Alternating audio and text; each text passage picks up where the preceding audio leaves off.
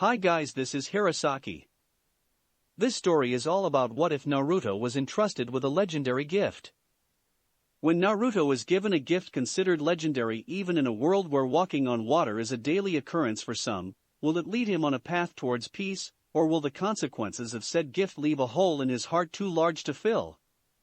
Before we start, kindly like and subscribe to this channel, and look over the description box for the author of this amazing storyline. Welcome aboard. Chapter 16, Storm 8. So where are we now? Shizuku looked over at her companion, noting that he seemed just as tired as she did. Once they had made their swift escape from Taki, they had been pretty much running non-stop east towards the country's border. Naruto was just glad he had completed his wind training before they were forced to flee as they passed by more than a few waterfalls on their tactical retreat. It's not far now.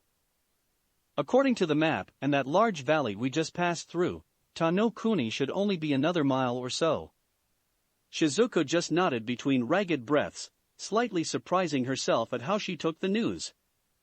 Before Naruto came into her life, even a single mile might have sounded daunting, but now, she could use chakra, it wasn't all that far. Sometimes what she could now do still amazed the girl. Everything was so different after you began using chakra.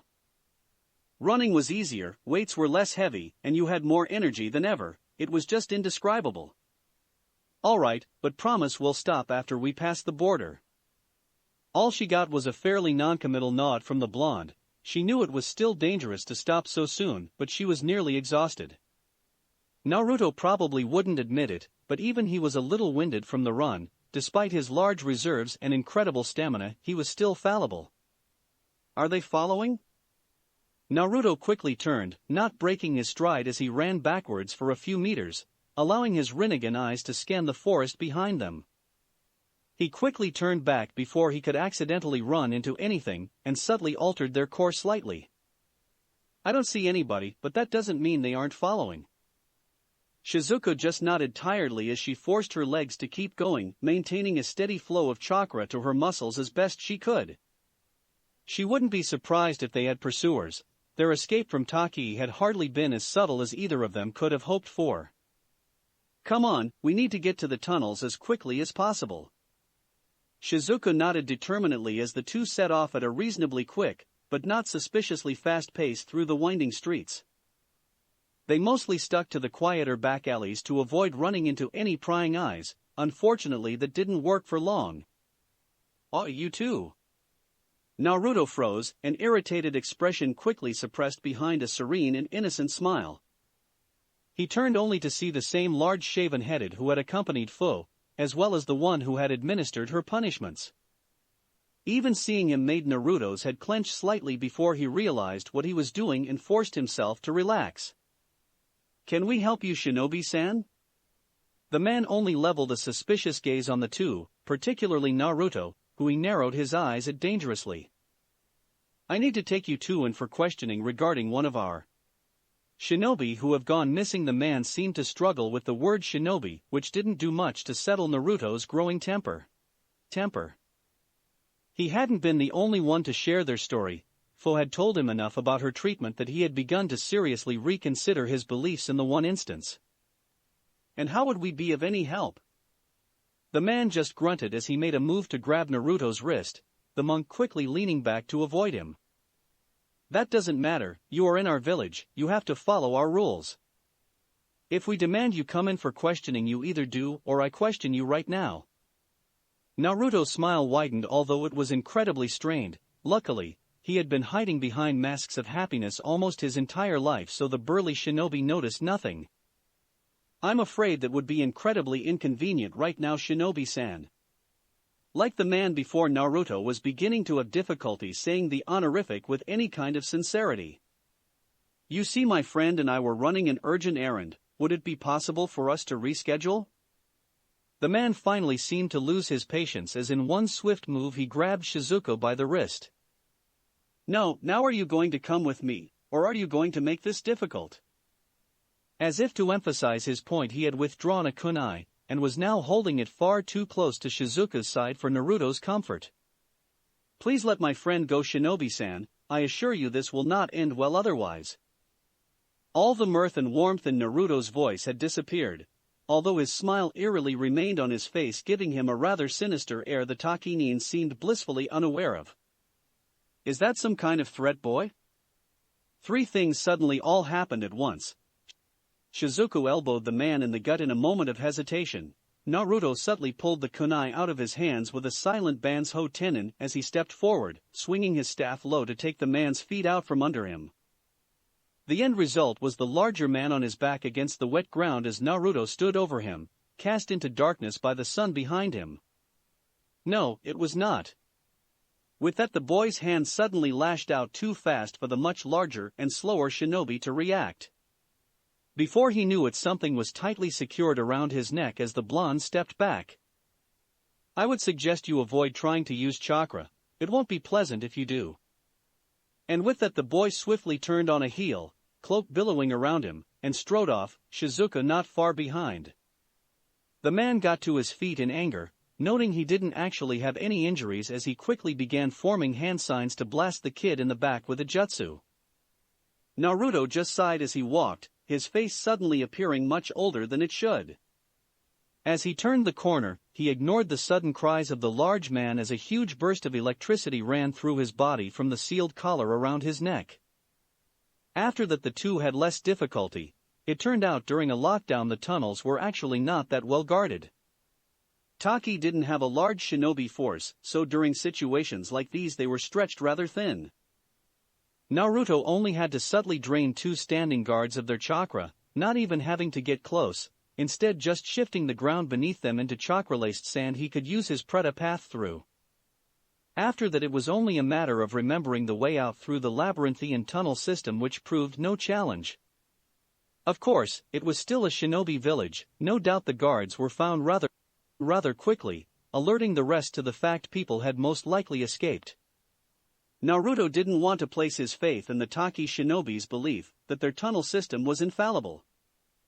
So, they had ran off as fast as they could east, helpfully in the direction of Kaminari no Kuni, but more immediately by Tano Kuni's neighbor Tano Kuni. As they dashed through a large clearing at the base of a valley, mere blurs to civilian eyes, Naruto paused, Shizuku following his lead a moment later. She looked at him in confusion as he just stood there, wondering why they were wasting precious second that the ninja could catch up to them in. Naruto just smiled though as he turned slightly to the side. Shizuku followed his gaze, and was a little shocked to see Fu standing up in a tree, looking down at them uncertainly. It's good to see you so soon, Fu. The green-haired kunoichi didn't respond, just dropping out of her tree and walking over to them slowly. I expected you would be further away from here by now with those wings. The verdette seemed to struggle with something for a moment before sighing as she neared them. I had to get something first. For the first time, Shizuka noticed Fu now sported a very large red container on her back, held on by red straps crossing over her chest.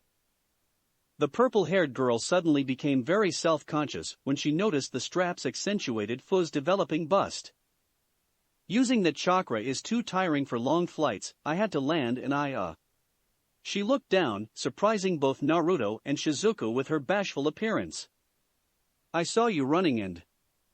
Once again, the girl seemed to overcome her momentary shyness, tapping into her emotional training. Not that she was ever grateful for anything done to her in Taki, but she was at least able to acknowledge its use.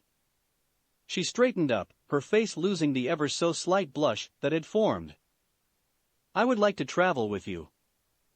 She looked away suddenly, the confidence boosts only lasting momentarily. Luckily she didn't revert to some stuttering mess and the blush seemed gone for good. At least for a short time anyway. I don't know much about the world except for some information on other hidden villages. The silence was nearly deafening as Naruto seemed to calmly take Fu in with his gaze while Shizuku's nervously flit between them with a hint of curiosity. As the seconds ticked by, Fu's resolve slowly began to crumble, as she started to think asking them was a bad idea. Of course, they wouldn't want her traveling with them. She was no use, only a burden who knew less about surviving in the world than a child. Finally, at the moment she just planned on turning away, Naruto let out a grin as he inclined his head slightly. I would be happy for you to come with us, of course. His smile brightened as a new sparkle of hope appeared in Fu's orange eyes. Right, Shizuku? At suddenly being included in the conversation, the Violet nearly eeped in surprise before vigorously nodding with her own bright smile. Yeah. Naruto chuckled at that as he turned back to the now uncertain Fu. She had been hopeful when she thought about asking them, but a large part of her still believed there was no way they would allow her to go with them. But we might want to get a move on. Naruto looked back the way they came, spotting a few approaching chakra signatures that were steadily growing stronger. If you really want to come Fu, then you have to keep up. With that, Naruto offered a slightly cheeky grin before dashing off into the trees, shortly followed by Shizuku, as she gave Fu a friendly beckoning motion. Fu just stood there, shell-shocked as she looked in the direction they had gone, before a tiny smile twitched at the edge of her lips for a brief second. She immediately sprinted off after them, and not 5 seconds later a small group of Taki shinobi landed in the clearing. Where did it go? One of the members in particular looked down at the ground for a moment, analytical eyes studying the way the soil had been recently disturbed. He nodded once before silently motioning to the others as they once again took pursuit. Shizuku was now panting rather heavily as they bounded through tree branches.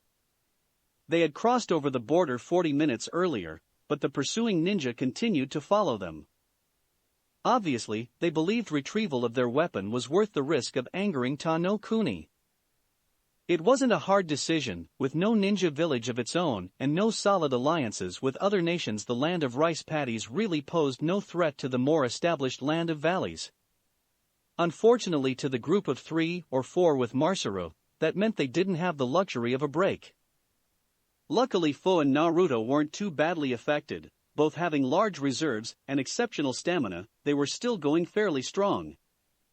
The same could not be said for Shizuku. Naruto was doing what he could by topping up her chakra every so often, but there was only so much strain on her muscles and lungs that more chakra could help with. Both Jinchuriki had noticed this, but it was Fu who spoke up first. We need to stop. Naruto nodded sadly as they continued to sprint. He had been thinking about this too, and knew their choices weren't all that open. If we stop, we will have to face those ninjas. Fu just blinked once, her deadpan expression not changing for a moment. Fine. Naruto sighed into his hand at that. He knew traveling with somebody like Fu was certainly going to be an experience to say the least. The 3 came to a stop in the next clearing they passed through, Shizuka taking the opportunity to lean against a tree and catch her breath. Not seconds later, the ninja following them appeared, not entirely looking fresh themselves after such a long run. Good, you realized running from us is futile. Naruto just smiled passively as he walked in between the 2 groups, not looking all that threatening with his kindly smile and monk robes.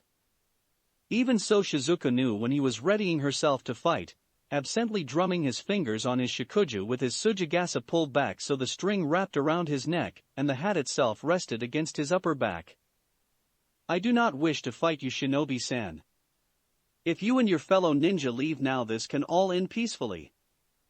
The lead ninja sneered behind his face mask, already motioning for the other ninja around him to fall into formation. The only way this is ending is with the demon back in Taki where it belongs. Stand in our way, and you'll only get yourself killed. Some of the younger shinobi were slightly unnerved when Naruto just looked up, still smiling but lacking the mirth from before. Most shinobi had an inherent sense for danger, and right now that was rolling off this 11-year-old in spades. Well, I was looking for an opportunity to try this out anyway. With that, Naruto planted his shikuju into the ground, pulling off his traveling cloak in one sweeping movement and placing it on the staff like a coat rack. Last chance, kid, let us take the weapon without a fight, and you'll probably only end up in a cell for the rest of your miserable life. Naruto's smile only twisted up more at the edges as his hair fell forward over his eyes. I would appreciate if you didn't call my friend a weapon. His arm began to tremble at his side, but not from any kind of anger or fury, just the sheer volume of chakra he was pushing through it. He raised it up slowly, making sure he was looking right at the ninja before opening his eyes, releasing the chakra as he clenched his fist tightly. Kenkiona Jinbun. It was almost instantaneous. All of the shinobi in front of them gasped before buckling to one knee, each feeling like they were carrying an elephant on their back. They could only watch as Naruto increased the pressure in his hand, the weight pressing down on them increasing with it. What they didn't know was that Naruto had raised the gravitational pull in the area underneath them. Currently, they were facing 6 times the Earth's normal gravity. Sometimes ninja used special seals to simulate increased gravity for resistance training, however to have that happen so suddenly, and to such a degree, it was astounding they hadn't passed out yet from the blood rushing away from their heads. As if thinking would bring it about, one of the ninja's eyes rolled back in his head before slumping to the floor completely. It was like a chain reaction, and soon all of the ninja were lying on the ground, completely unconscious. Immediately Naruto opened his hand, allowing the gravity to return to normal, tolerable levels as he took a deep breath. He had never tried the technique on another living being before, only having plants to try it on. It took a lot out of him.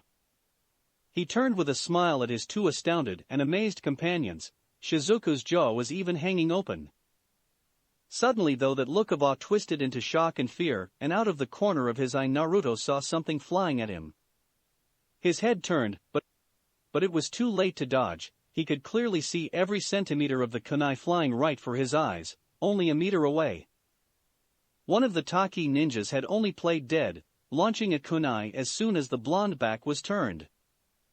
Naruto could literally only watch in horror as the cold metal weapon came closer to his head. There wasn't even enough time to use Shinra Tensei. However, as soon as Naruto closed his eyes, a metallic clang sounded out around the small clearing. When Naruto felt no pain, he wearily cracked open an eye only to stare incredulously. In his hand was a long, thin black rod that was cold and heavy like metal. It had defiantly not been in his hand before. It was like his body had moved on pure instinct. As soon as the cool metal appeared in his hand, he had brought it up in a millisecond to deflect the kunai where it now stuck point down in the ground. The Taki ninja who threw it saw it fail, cursing as his eyelids finally closed, succumbing to the unconsciousness he had staved off. Naruto just continued to stare in shock at the thin metal rod that had appeared in his hand, seemingly out of thin air. At that point Shizuku ran over, fussing over the blonde in concern. However, when she saw there were no injuries, she backed off with a relieved smile. After she did, walked over slightly shyly. If Naruto hadn't been occupied with shock over still having eyes, he might have found her slight rosy blush cute. "Why did you defend me like that?" Naruto finally shook his head, dropping the pole by accident as he cleared his head of the shock. To everybody's amazement, as soon as it touched the ground, it seemed to dissipate into a fine black dust before completely vanishing. After that particular shock wore off, the blonde looked up at Fu, managing to get a smile back on his face. "You're my friend, Fu. I'll never need a reason to protect you or anybody else precious to me." He looked back down at where the black rod had disappeared, so missed when Fu's eyes widened and a new blush spread over her nose. Something like this was very new to her. Human interaction beyond violence was well out of her comfort zone. All she had to go on were the few observations she could make walking to and from her cell back in Taki. This was why she took a step forward, awkwardly placed her arms around the blonde Jinchuriki, and stood there for a moment, all without properly understanding why. Finally, after Shizuku coughed from the awkward situation, Fu stepped back, returning her face to its previous emotionless mask. However, she couldn't fight back the small blush still staining her caramel skin, much to her joint ire and confusion. Naruto just looked at her for a moment, mild surprise and amusement mixing across his face before he settled for a small nod. Finally feeling a little better, Fu finally asked the question burning at the back of her mind.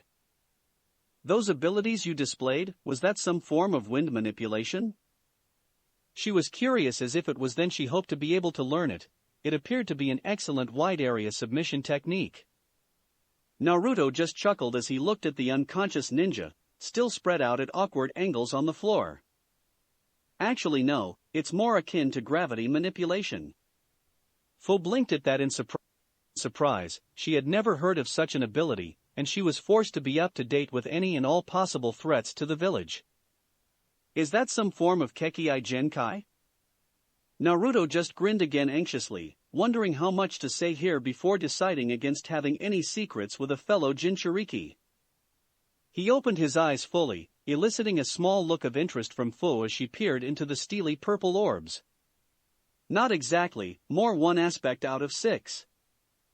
At that Fu raised an eyebrow, all kinds of modesty and social convention abandoned in favor of curiosity. She leaned in closer, studying the rings in his eyes, making Naruto rather embarrassed at having her so close to his face. From here he could see her skin was incredibly smooth, not a single blemish across her face, and almost chuckled at the way her lips pursed in her concentration. I have never heard or seen of this jujutsu. Naruto smiled brightly as he backed away, earning a cute, if unintentional pout from the other Jinchuriki. I'm not surprised really, we can talk more about it later though. He motioned over to where the ninja still lay with a thumb. We need to find somewhere safe to hide out for the night in case any more of them show up. Fu just nodded, obviously eager to do just that so she could get her answers. She crouched on the ground and Naruto could immediately see her channel her Bijuu's chakra in a minute amount, directing it into the ground. After a minute of waiting, she stood back up, her face having returned to its emotionless state with the chance to get her thoughts in order. There is a small underground structure about half a mile from here. She looked around a moment before seemingly pointing in random direction. That way. Naruto just looked at her curiously, wondering how she could detect such a thing from such a distance. Was that some kind of earth jutsu? Fu just shook her head, already setting off for the supposed complex, too eager to wait. The mint-haired girl just looked back around, the corners of her lips twitching slightly. We can talk more about it later. With it she darted into the trees, leaving a dumbfounded Naruto and Shizuku in her wake. The blonde just turned to the girl, still looking surprised. Did she just make a joke?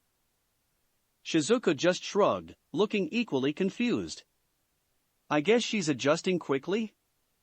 The two could only shake their heads as they darted off after the Nanabi Jinchuriki. Well, this doesn't look at all ominous. The sarcasm in Shizuku's voice was almost palpable as the trio stared at the imposing sight before them. In the middle of the forest, where you would least expect it to be, was a staircase of rough-hewn stone. However, this was not the first time Naruto and Shizuku had encountered a staircase where it probably shouldn't have been. It still made them more wary of the whole situation though. They didn't need a repeat of what happened in Kusa. You're sure this place is empty? Fu just gave a curt nod, looking more like she was giving a report to superiors than a reassuring gesture to a friend. Shizuku was confused for a moment when she tried to imagine why it wouldn't be that way. The staircase itself was surrounded on both sides by a small stone structure, just to better distinguish it from the surrounding forest. However, most unnervingly there seemed to be various snake decals drawn into the walls at random. Maybe we would feel more secure if you told us just how you know. Fu looked over at Naruto for a moment, back to the staircase, and then back to the blonde. The Nanabi gives me a somewhat limited ability to communicate with certain insect species. I simply asked them if there was anywhere nearby and they pointed me here.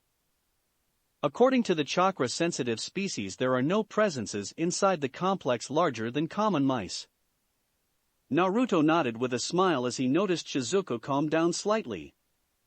Still, Mid-Era had been able to hide his chakra signature from Naruto, so he wanted to be cautious nonetheless. Alright then, good enough for me. With that the blonde descended into the stairwell, rather pleasantly surprised when a light came on above his head, activated by his proximity. Oh good, I won't have to light the way this time. He continued on down with a rhythmic tapping as his shikuju connected with every alternate step. Fu was about to follow him when she noticed Shizuku's continued hesitancy. She had seen the same thing with some shinobi when on missions and thought she knew the proper course of action. I would not worry, Shizuku-san, if there are people down there then they are most definitely dead. At most we will find a few skeletons or perhaps a corpse, so there is no need to worry. With it she patted the violet on the shoulder and descended into the staircase herself. Shizuku just stared after her as her shoulders slumped forward dejectedly. Great. After, after a little while of searching the underground complex, and not finding much of interest other than a few scraps of what looked like burnt paper, the trio settled down in a large room. It was filled with many standard beds that weren't too comfortable, but better than sleeping on the floor. To Fu, though they felt like a luxury item, the fact she actually sank into the mattress kept amazing her, like a cat following a light on the wall. It was almost amusing to watch her repeatedly sit or jump on the bed, almost. After all, it only brought Naruto to think about why she could find such enjoyment in it in the first place. After they were settled in for the night, Naruto had gone on to explain about his Rinnegan to Fu. The girl had listened at an almost unnaturally rapt attention with wide eyes, just soaking in the information like a sponge. Naruto believed it was because of her isolated life. She would naturally want to do the things that were either considered forbidden for her to do before or would feel like a large middle finger to Taki. Considering how much they kept her in the dark about, either intentionally or just out of apathy, it was no wonder she had such an intense thirst for knowledge. It was perhaps for the wrong reasons, but you work with what you have. At the end of their talk, Fu sat quietly for a moment, digesting what she had heard as Shizuko played with Masaru on the other side of the room. Naruto had made a small fire for them by burning some old wooden furniture they had found. Luckily, the complex had a ventilation system. Perhaps this new ability of your involving the chakra rod is connected to your Kekkai Genkai. Naruto blinked, wondering why that of all things was the first subject Fu brought up. I suppose it could be, but I don't feel any kind of words coming to mind when I think about it. Naruto had not been idle as they talked. He had attempted to recreate the rod again with some success. He had plenty of experience recreating abilities from only one experience. By now he knew it had something to do with necessity, like if he needed the ability to create a rod of black metal to deflect a kunai, and that was in the capabilities of the Rinnegan, then it would happen. So right now, he was twirling such a rod absently in his hands. Now that he had the chance to better look at it, he could see it was practically flooded with chakra. In fact, if Naruto hadn't seen it up close and actually touched it, he could have sworn it was just pure chakra in a cylinder shape. The only conclusion Naruto had at the moment was it was actually created from his own chakra.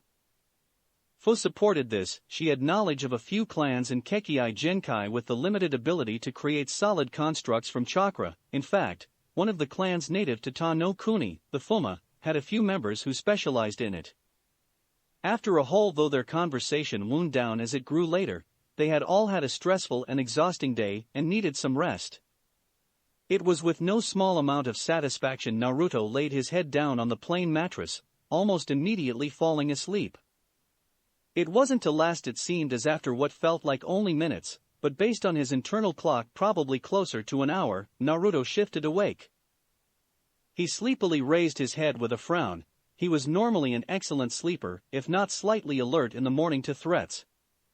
It just came with sleeping outside, even with the protection of his sand huts.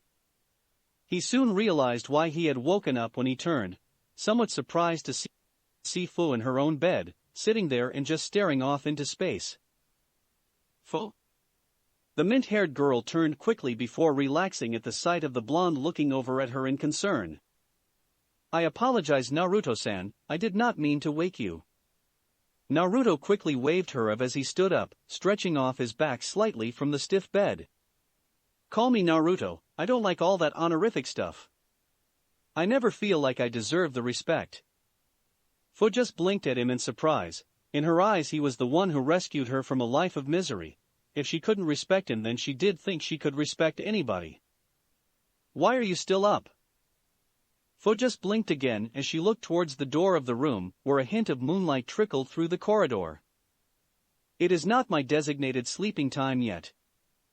Naruto gave a worried frown as he walked over, leaning against the bed opposite his fellow Jinchuriki. What do you mean? Fu just looked up at him like what she had said made perfect sense. I am supposed to go to sleep at exactly midnight to wake up at precisely 4 in order to maximize productivity. Naruto just sighed with a small but sad smile.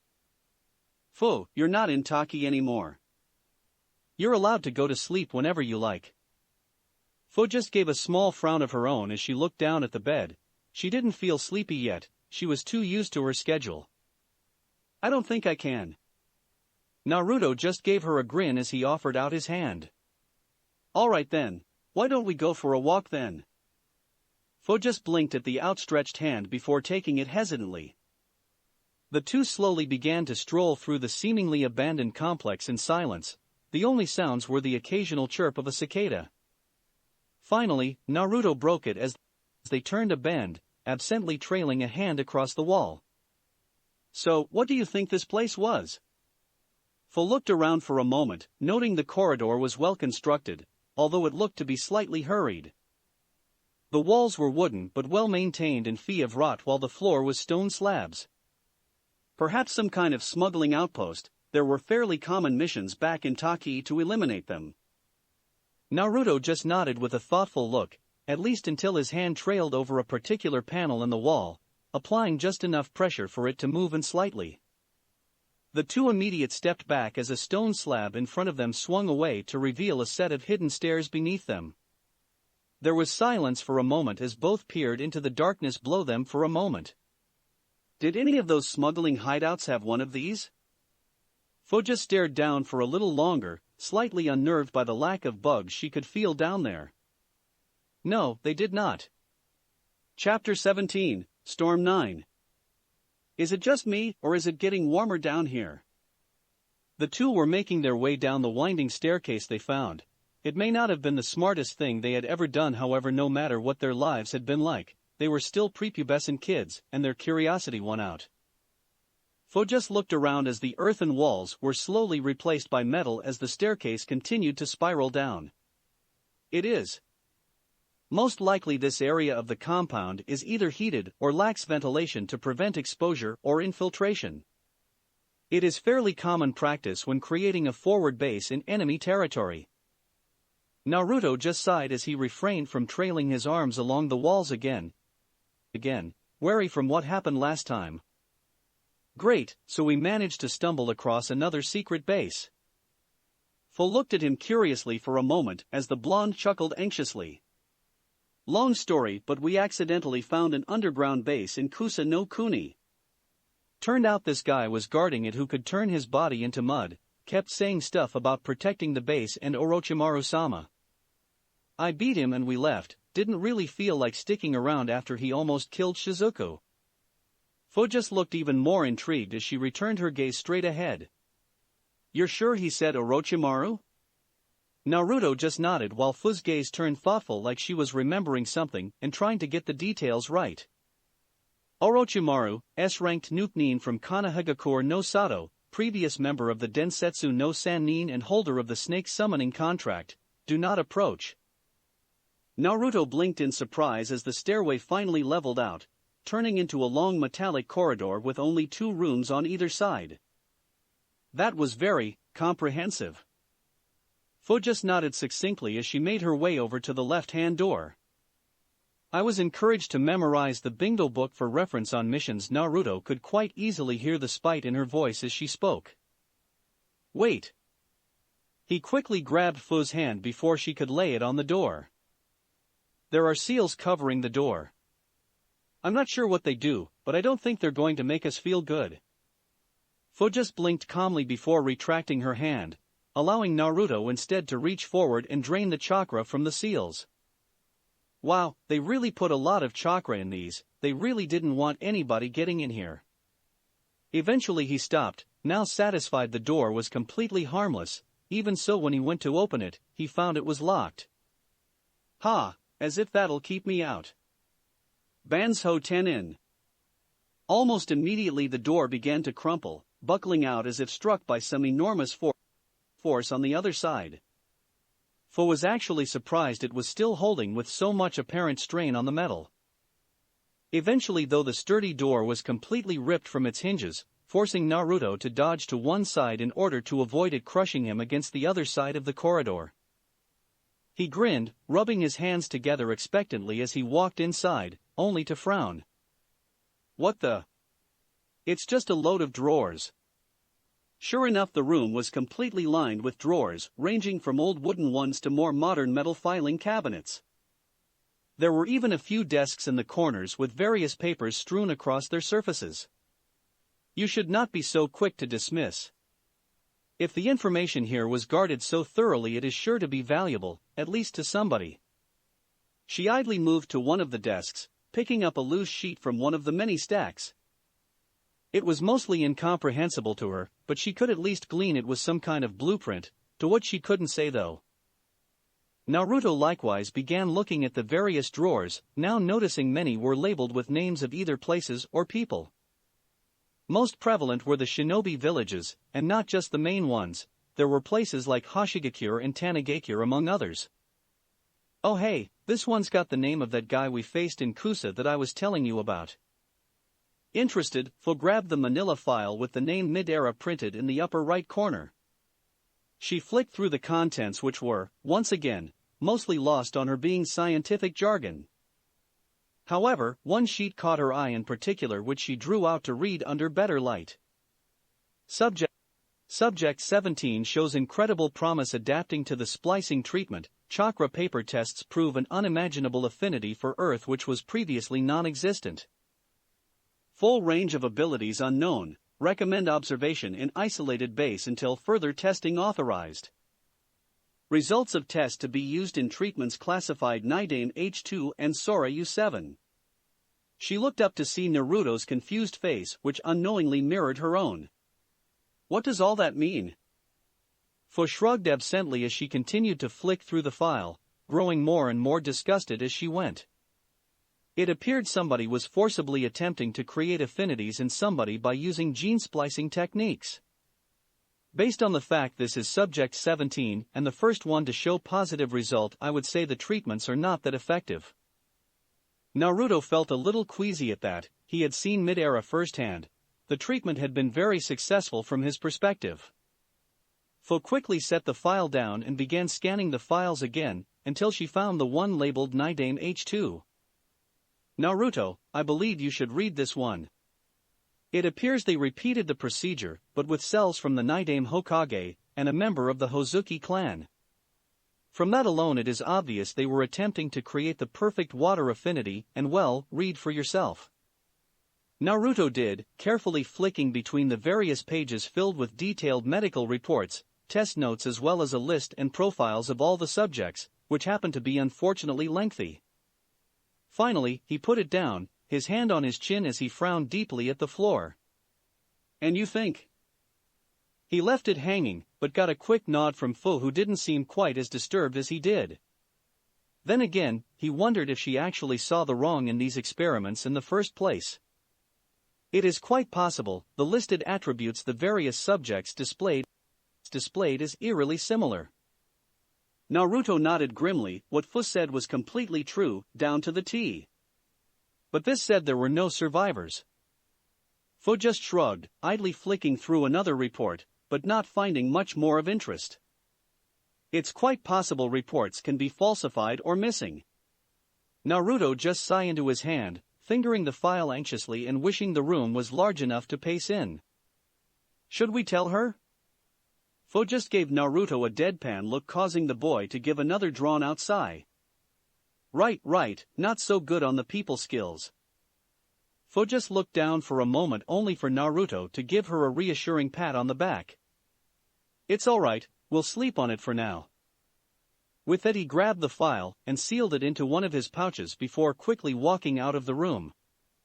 Fu followed but gave a curious glance back at the room.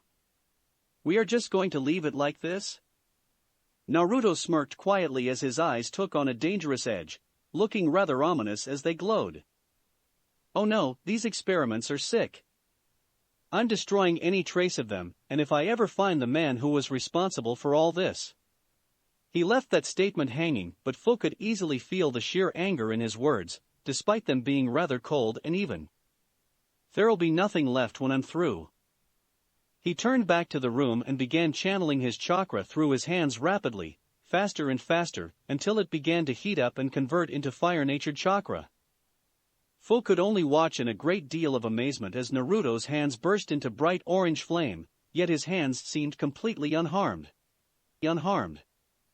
He quickly went about the room, burning away any and all files he found until there was nothing left in the room but fire and ash.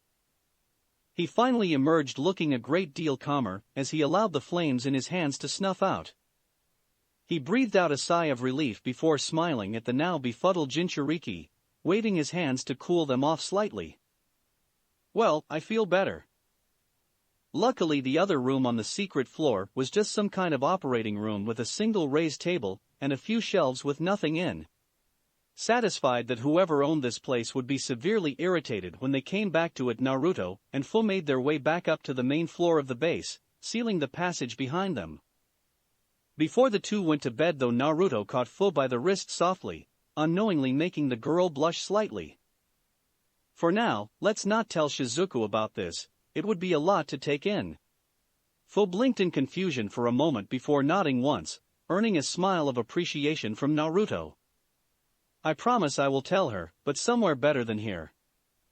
Fu just nodded again. She had already made her peace and didn't need the reassurance, but she still found it quite nice. "Good night, Naruto-san." The blonde just gave a tired sigh as he moved over to his own bed. "I told you, Naruto is fine." The next day the trio set out from the base quite happily, eager to get away from there, especially Shizuku. Naruto had woken early, or at least he thought he had. Fu in fact had been up for several hours before him. He had actually been worried at first as he had woken up only to find Fu not in her bed. Luckily, he found her quite close to the entrance of the base, just sitting on a rock and waiting for the sun to rise. According to her, she had never had the time to really appreciate it before. It had only indicated a time for her to begin changing exercises.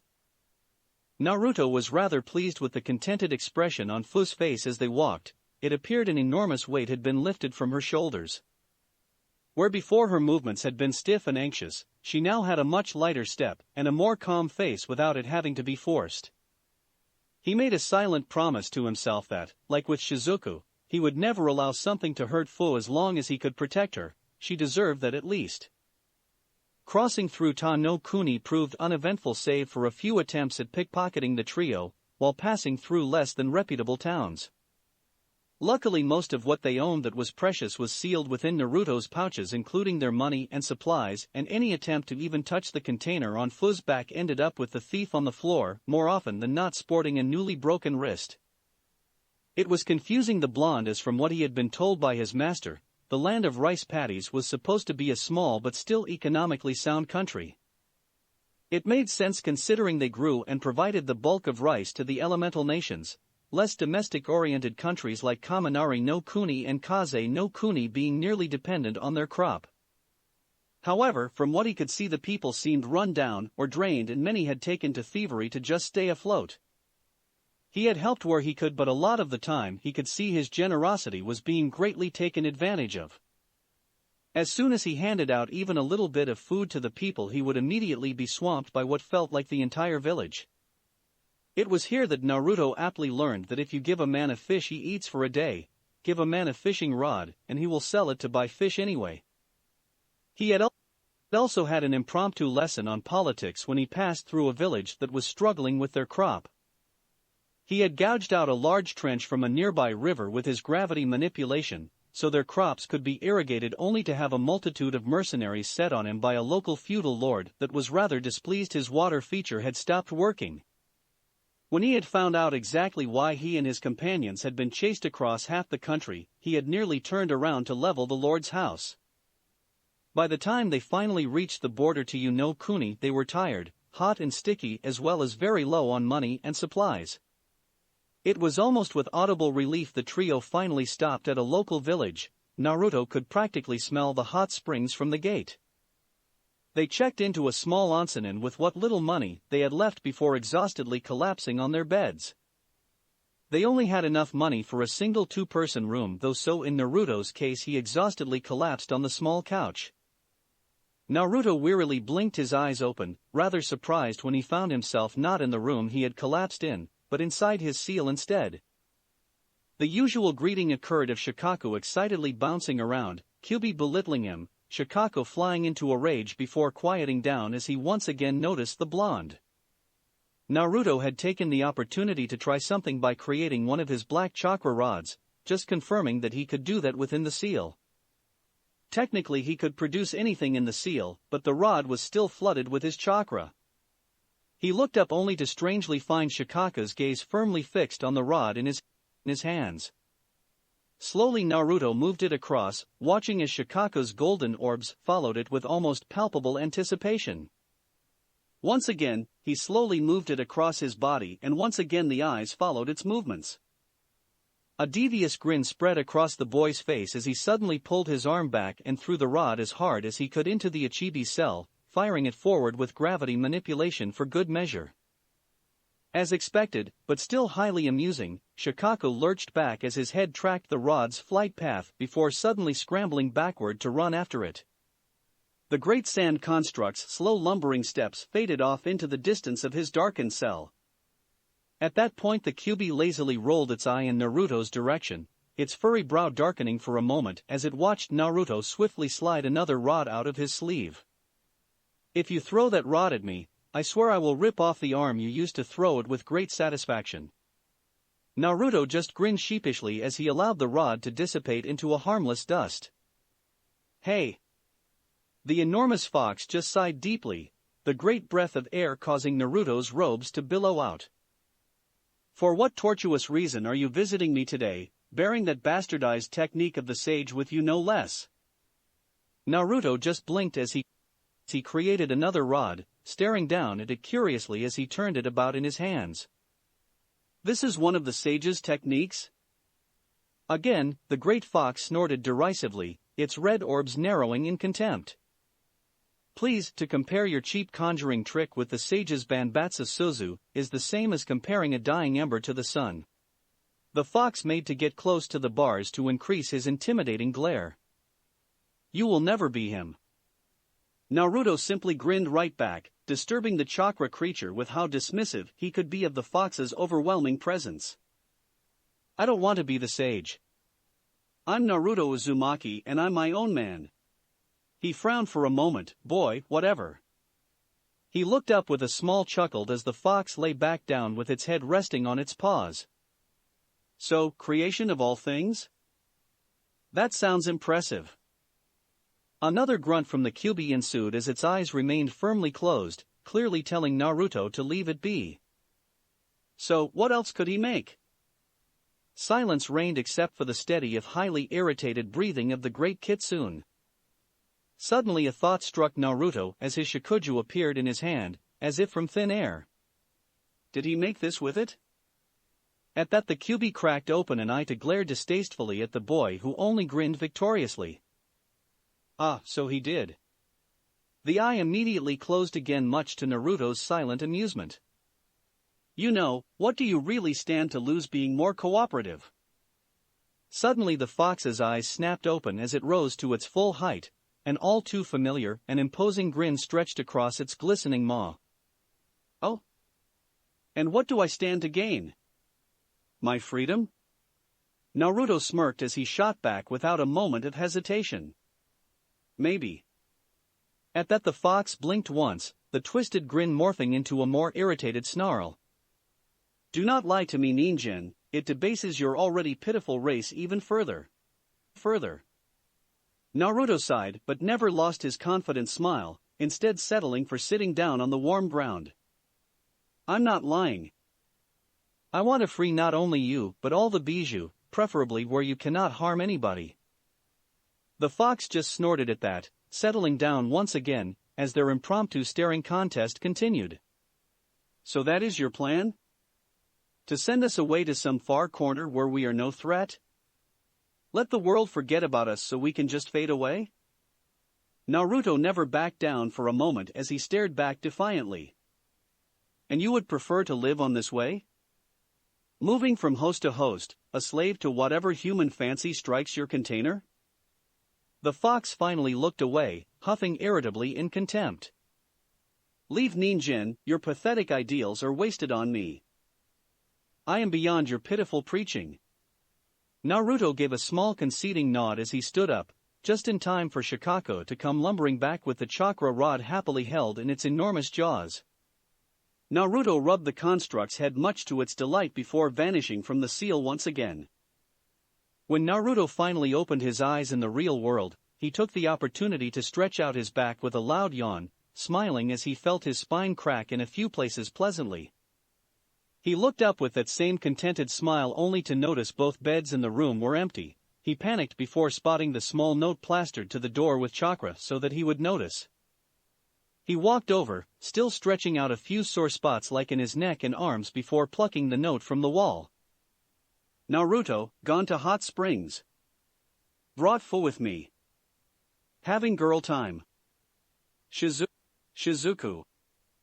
Naruto smiled at the note. It didn't sound like a bad idea in his mind, so he quickly delved into the room's wardrobe and pulled out one of the complimentary robes. He shucked his robes, rolling his shoulders at how light he suddenly felt. He never did really appreciate just how much the weighted robes weighed until he took them off. He took a moment to look at himself in the mirror on the far wall, raising an eyebrow at what he saw.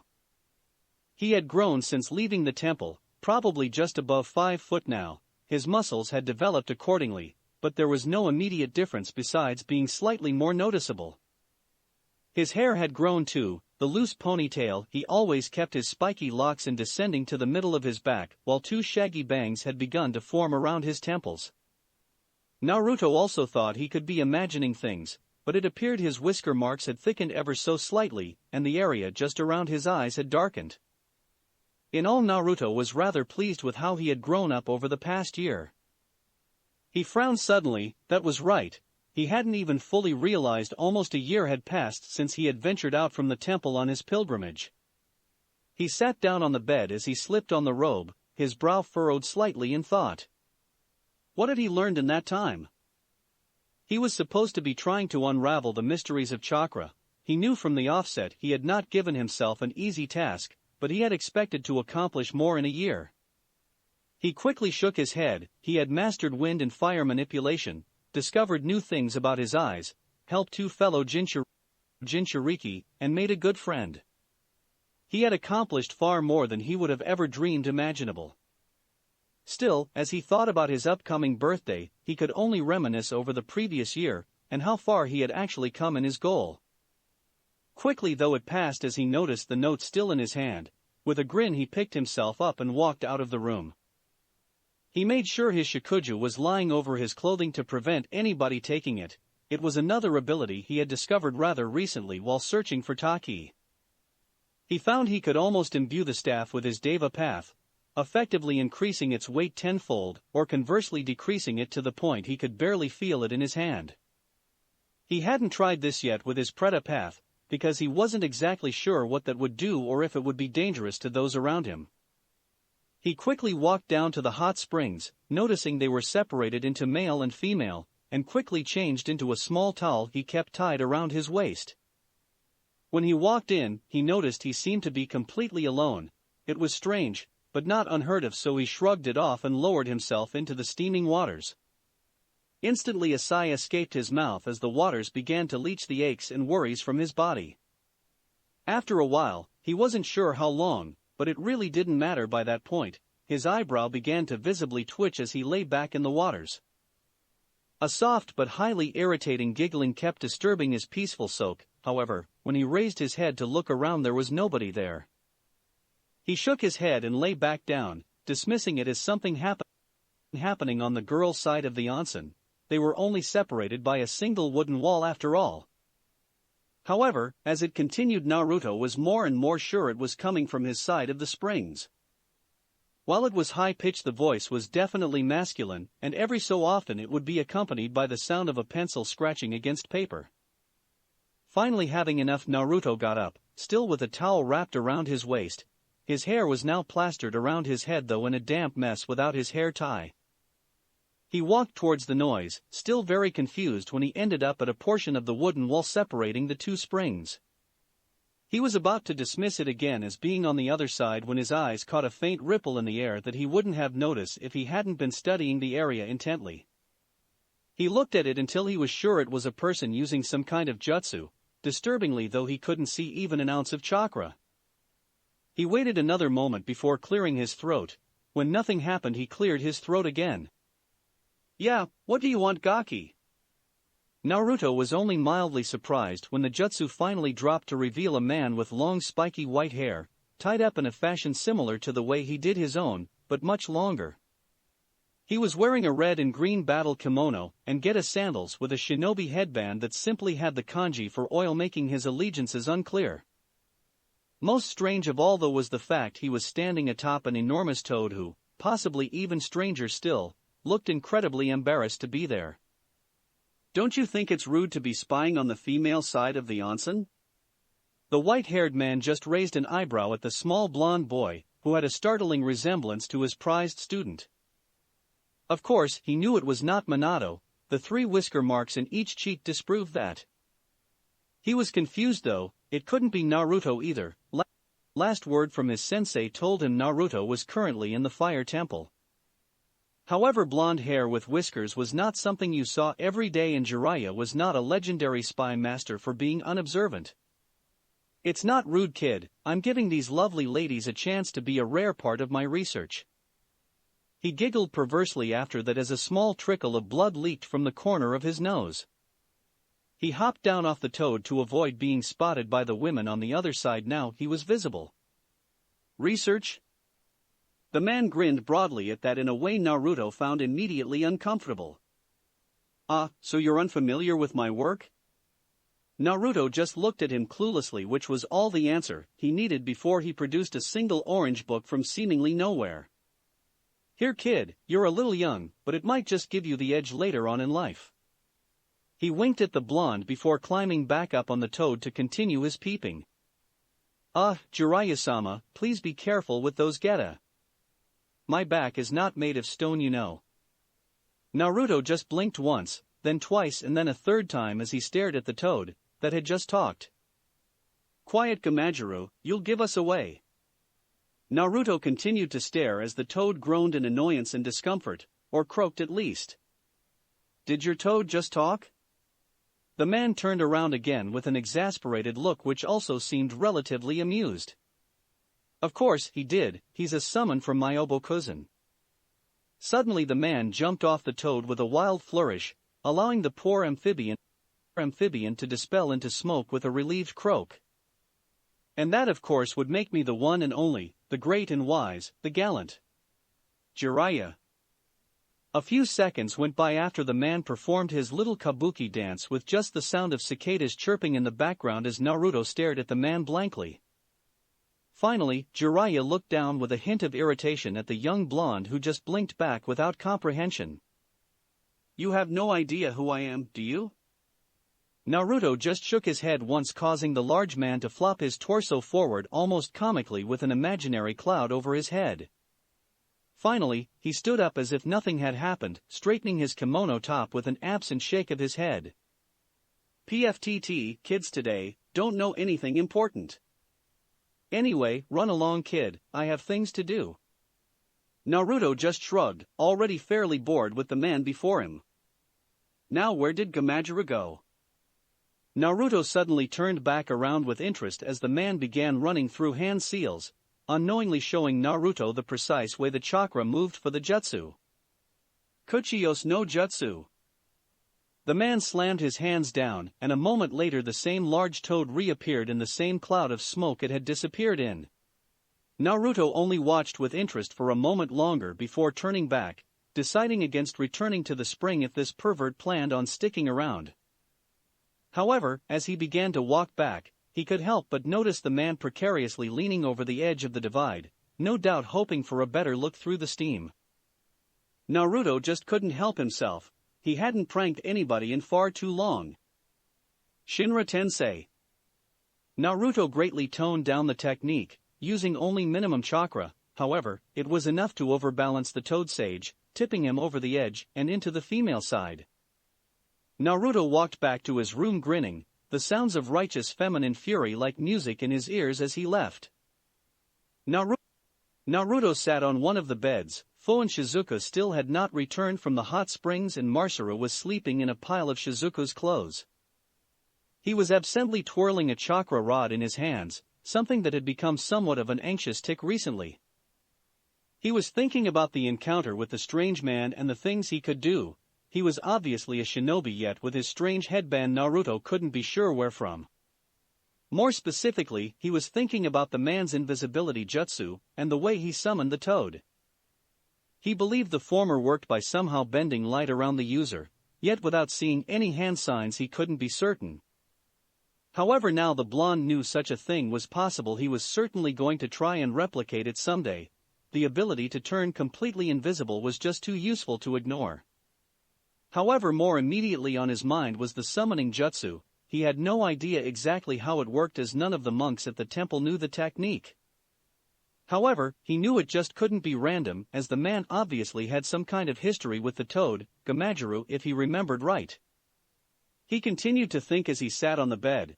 It couldn't possibly be as simple as running through some hand seals and putting the right amount of chakra in, could it?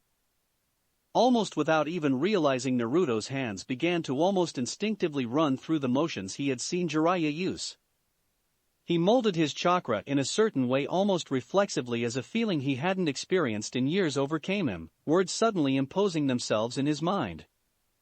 Animal Path, Kuchios. Chapter 18, Storm X. Animal Path, Kuchios.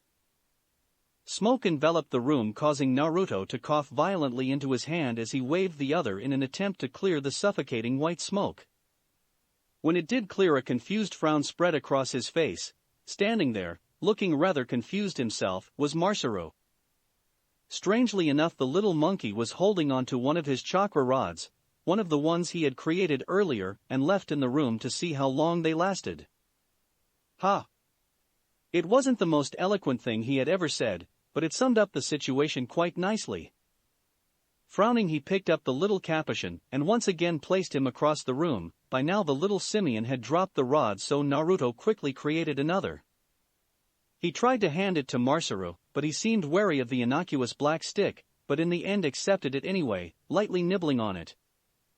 Naruto retreated across the room and once again ran through the hand seals before pausing at the last one. He stopped, allowing his chakra to settle before doing it again, but this time just manipulating his chakra instead of using the hand signs. He wasn't sure why, but for some reason it just felt more natural this way. Slamming his hands down, he was once again enveloped in smoke, but less this time. Just as confused as before, Masaru stood in front of him, this time quickly throwing the chakra rod across the room. Wow, this is so cool. He again moved across the room, staring intently at Masaru, who by this point was hopping up and down while chattering excitedly. He once again molded the chakra, focusing intently on the monkey, although this time it felt more difficult, like he was actually having to force it instead of it coming naturally. A third time Masaru appeared in front of him out of a veil of smoke, but it confirmed it was far more difficult. So I can summon him, but if they have one of my chakra rods it's easier. He frowned again before walking over to the monkey, quickly pushing some of his own chakra into the monkey's system. It wasn't too dangerous, as far as he could tell. The chakra between all living things besides plants was fairly similar, and his preta path automatically adjusted to the new body. He walked back and tried the summoning again, this time smirking as it once again flowed naturally, resulting in yet another instance of Masaru traveling across the room. Okay, no, it's not my chakra rods, but my chakra. I can summon anything connected with my chakra with ease. He smiled at the new discovery, and if the words that had appeared in his head were any indication, he had discovered a new path which made 3 down and 3 more to go.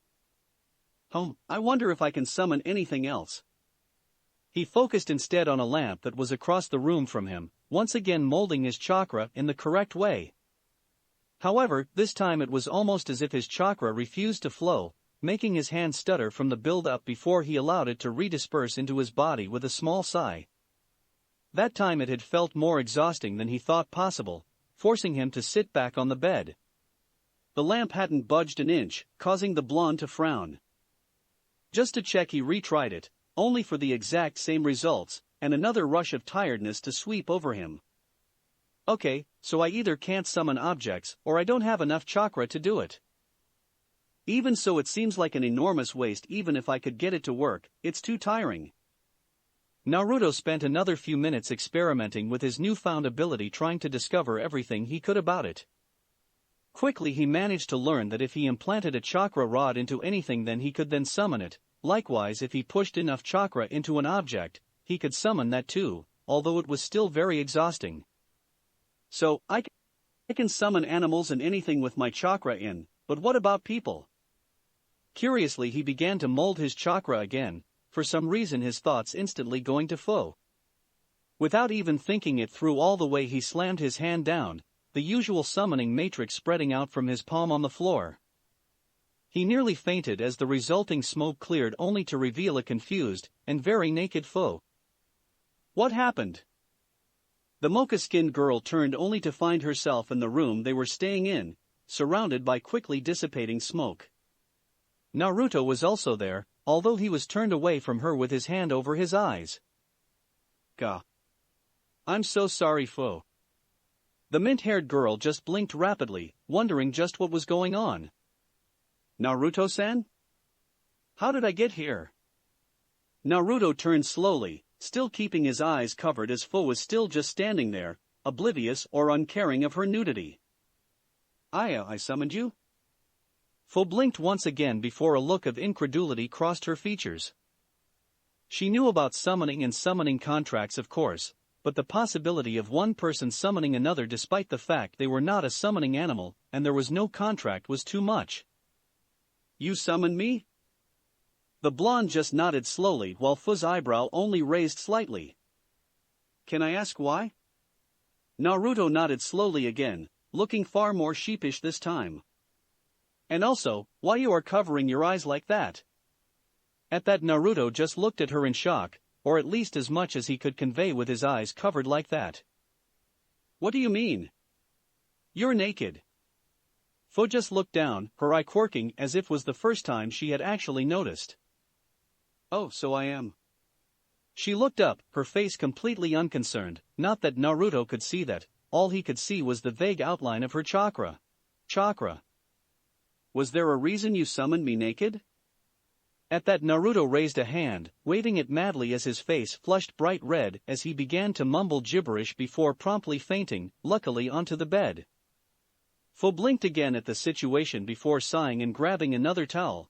Shizuka would probably be worried at her sudden absence.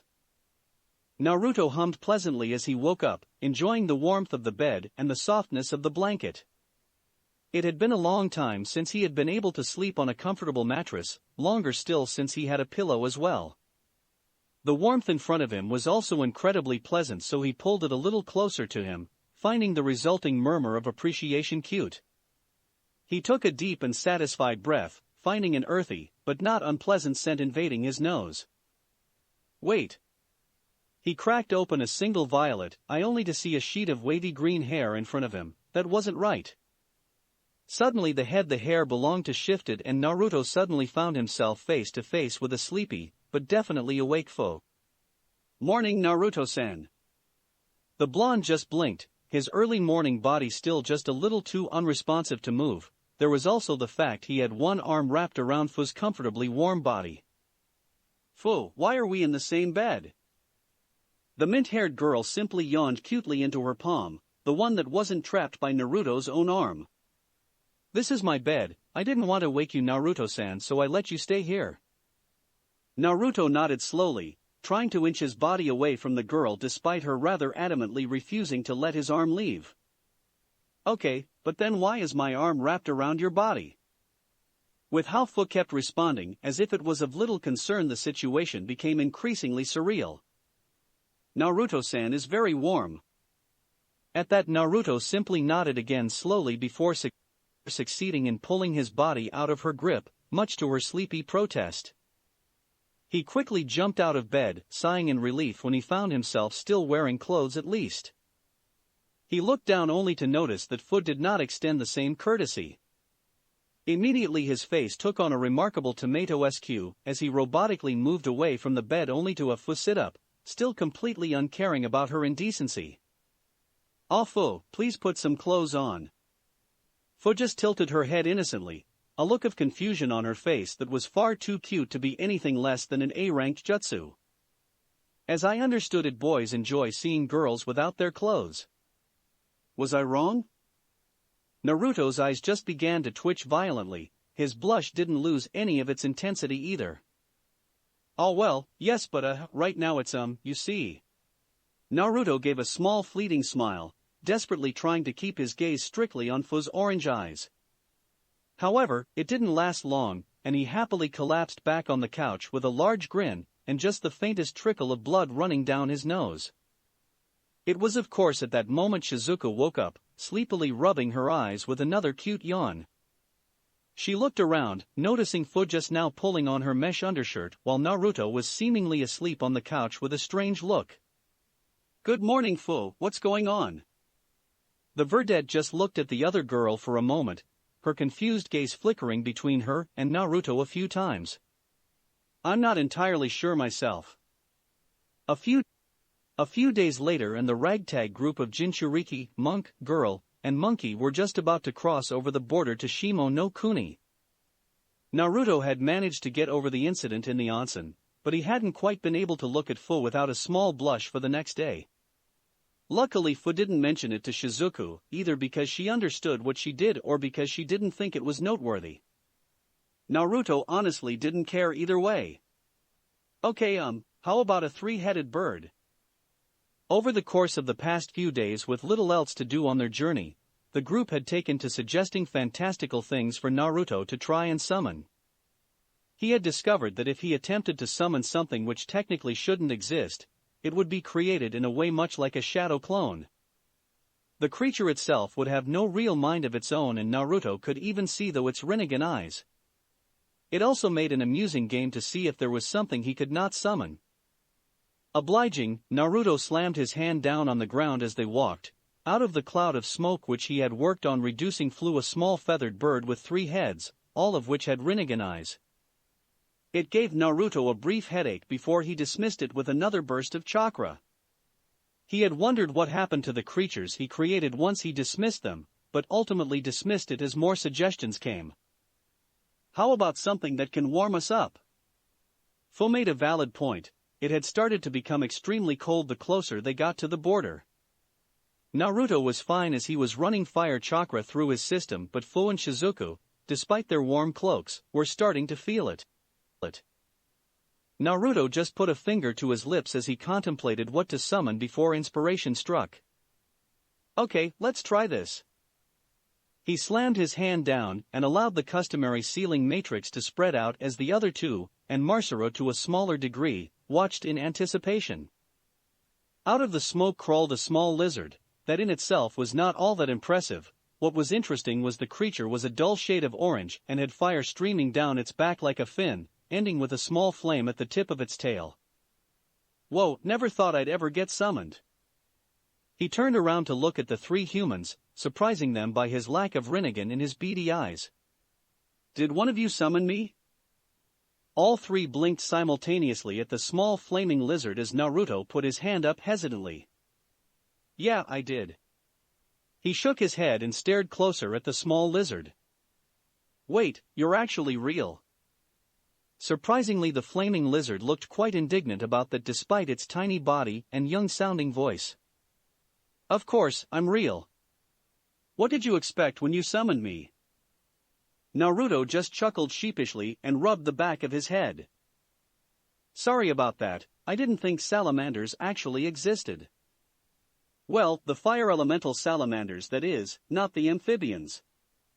Somewhere far away, farther than Naruto would ever travel in his lifetime, a young pink-haired boy wearing a scaled scarf sneezed, startling his blue cat companion. "Puff, you humans, always forgetting the past." The lizard sighed deeply, an amusing sight from such a little animal. "Well, if you want to summon us again, I recommended you talk to Kaa-san. She'd be angry if all her kids started vanishing suddenly when we haven't ever given out a contract." Suddenly the creature blinked, again an amusing sight for such a supposedly legendary creature. "How did you summon me anyway?" Naruto chuckled, waving his hand dismissively at the little flame dweller. "Not really important, but as you're here, do you mind warming up my friends?" The creature snorted indignantly again, exhaling a thin stream of flames that made Naruto nervous about letting it near either of the girls. "What am I, a stove?" Suddenly though he was lifted up into the air as Shizuku picked him up, startling the poor salamander. Surprisingly to the Miko impersonator, the flames running along his spine weren't hot, just pleasantly warm. "Whoa whoa whoa, what do you think you're doing, lady?" It was about to rather violently breathe fire at the person stupid enough to pick up a fire-breathing animal before it suddenly found itself staring into Shizuku's wide glittering eyes. "You're so cute." If it was possible, the small lizard took on a slightly darker hue, in what was equivalent to a reptile blushing. "Well, I suppose this one time it couldn't hurt, hey?" It was suddenly rubbed along Shizuku's cheek in a strange facsimile of a hug which only seemed to darken its embarrassed red hue. "So, what's your name, little guy?" The salamander might have protested indignantly at that comment, but was too busy being embarrassed by Shizuku to properly notice. Kahanu. The group, now including the salamander perched rather happily on Shizuku's shoulder, carried on their way to Shimo no Kuni and soon enough had crossed the border. Like the country's name would suggest, the land of frost was incredibly cold. Snow blanketed the country in most places, tinging everything a shade of white. Shizuku was practically in awe when they reached the first village. All the roads were bathed in a pristine sheet of white while icicles seemed to hang from every overhang, glittering in the light from the lamps. Naruto too was impressed, however he didn't drop his usual expression to gawk like Shizuka did, neither did Fu, although it was for different reasons. Still, inside the green-haired girl was both wide-eyed and impressed. She had never seen snow before, it was never cold enough in Taki for it. Suddenly though Naruto seemed to notice something as they walked, apart from the streets being nearly empty from the cold. "Hey, it's not raining." Time seemed to freeze for a moment for Shizuku as she just stopped right there in the middle of the street. She tentatively looked up only to confirm that it was not in fact raining. In fact it had not rained since they entered the country. What the? The Violet was looking up at the starlit sky with awe. It was so rare she was allowed to glimpse the uncovered sky she had almost forgotten how beautiful it was. Fu just looked around. She knew about Shizuku's condition. The girl had explained it to her when she had remarked about the constant downpour they seemed to be walking in before now. "I suppose it is too cold." Shizuku just let out a happy squeal as she jumped about, nearly shaking Kahanu from his perch on her shoulder. "I love it here. Can we stay forever?" She only got two very quick headshakes from Fu and Naruto, especially from the green-haired Jinchuriki who was currently shivering quite profoundly. Shizuku just let her head drop a little before bringing it up. Her eyes were large and watering slightly with her lower lip jutted out in the epitome of cuteness. However, she was miffed when Fu stared her down quite evenly with one hand covering Naruto's eyes. "No." Shizuku pouted again, but it had no effect against the much more stoic Fu, so they continued on. "Ah Fu, could you let go of my eyes? I might hga." Naruto suddenly found himself on the ground, slightly dazed from bumping his head against the cold and hard ground. When he opened his eyes with a small wince, he found himself looking into the rather startled face of another girl, and not one he knew. She had dark hair in a bob around her head with bangs that curved to her face, but pulled into a high ponytail at the back. She also wore a headband with a strange flower-like design engraved on it. Her captivating green eyes were glaring at him viciously. "You!" She was suddenly on her feet, instantly in a fighting position with her arms drawn back into fists. Her eyes occasionally darted around to the two other girls looking at her strangely, but most of the time they were squarely fixed on Naruto with a savage glare. Sorry about that, I couldn't see where I was going." Naruto picked himself up sedately, using his shikuju to help, seemingly ignoring the obviously hostile kunoichi in front of him. "Shut up, you have to fight me now." Naruto just blinked once with an almost amused expression as he brushed the snow from his robes. "If this is about knocking into you, I'm sure we can come to something more peaceful."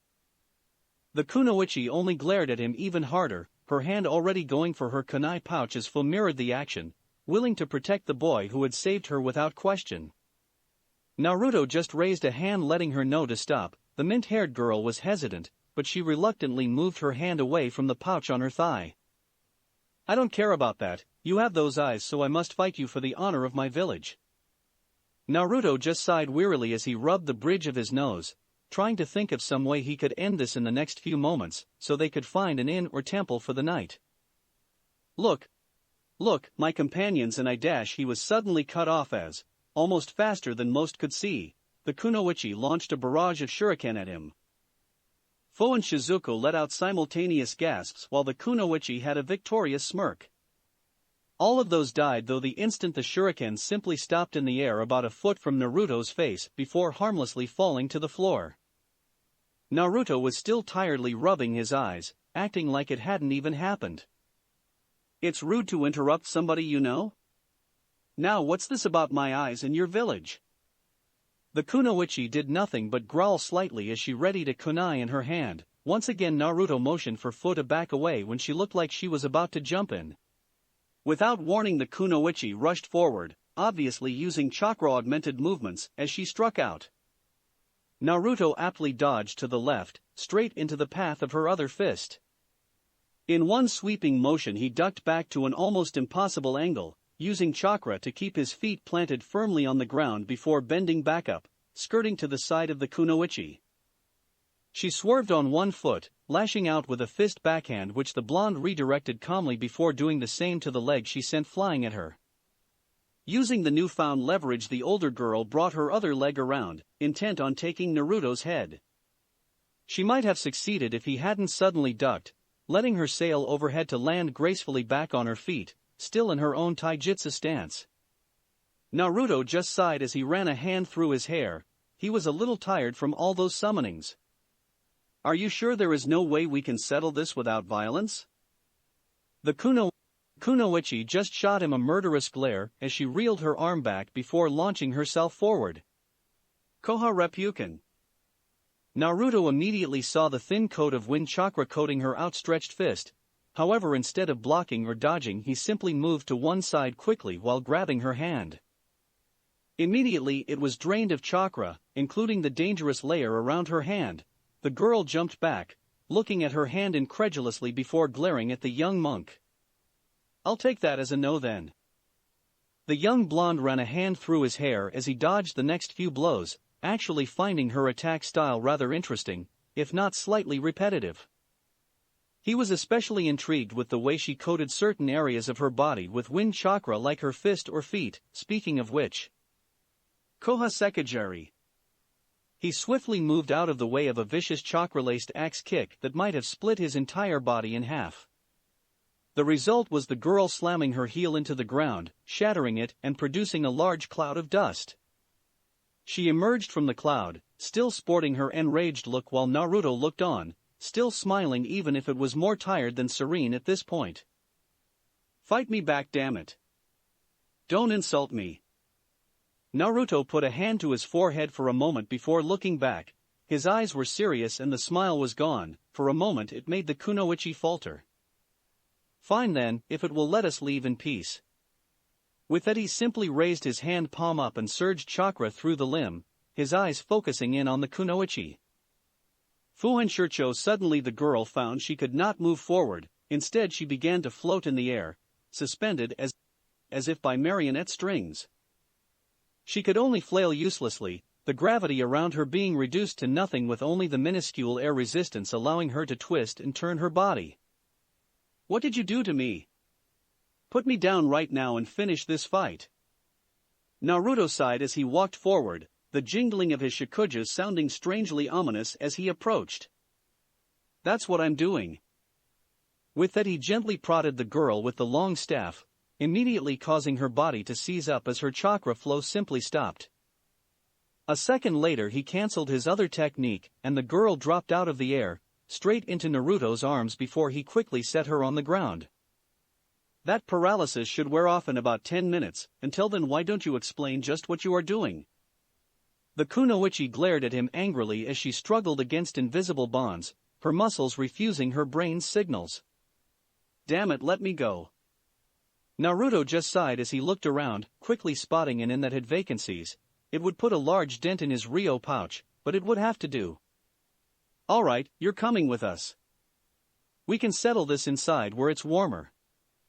With that he swiftly lifted the older kunoichi onto his shoulder, setting off for the inn. It would be surprising to any passers-by to see a young boy of perhaps 11 or 12 hoisting a teenage girl a few years older than him and definitely taller, seemingly without effort. Especially considering the two girls walking behind him as if it were the most normal thing in the world. None of them noticed the single set of yellow eyes with bar-like pupils watching from the shadows of a nearby building before they disappeared in a burst of smoke. Okay, so we'll start off with names, I guess. I'm Naruto Uzumaki, that's Shizuku over there and she's Fu. He motioned to each girl as he said their names before looking at the kunoichi expectantly. Strangely, after they had gotten a room and he had set her on the bed, she had become somewhat sullen, her eyes even had an air of defeat. Right now, she was sitting back against the headboard with her knees drawn up against her chest, glaring at the trio half-heartedly. Naruto took the opportunity to get a better look at the girl now that she wasn't trying to kill him.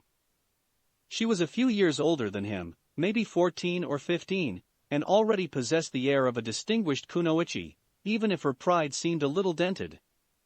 She wore a tight-fitting black bodysuit that left her right arm and left shoulder bare, that was tied around the middle by a lighter strip of cloth.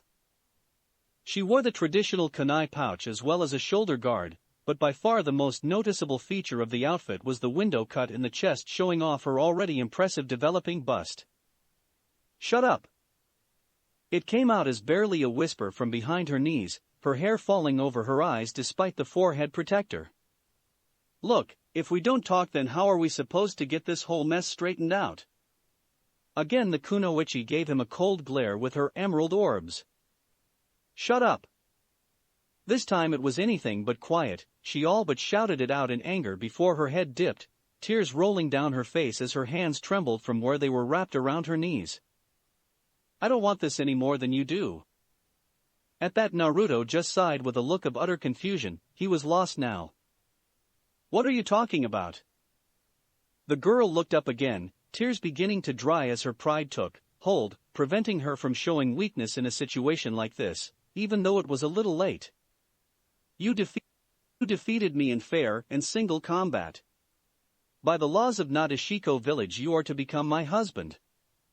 You could literally hear a pin drop in the room as the girl was suddenly met by three identical looks of shock and incredulity. "What?" Amazingly the cry was simultaneous as well, although this time it was only Naruto and, surprisingly, Fu. They shared a quick look between them before returning to the kunoichi currently wiping away her tears. I am supposed to become your what?" The girl huffed indignantly as she cleared the last of the streaks down her face. "I am affronted as much as you are, to have to marry a bearer of the accursed Rinnegan. It's the highest dishonor I could imagine." Naruto blinked at that, very nearly missing what she said in the shock over this new situation. "Wait, you said something about my eyes earlier.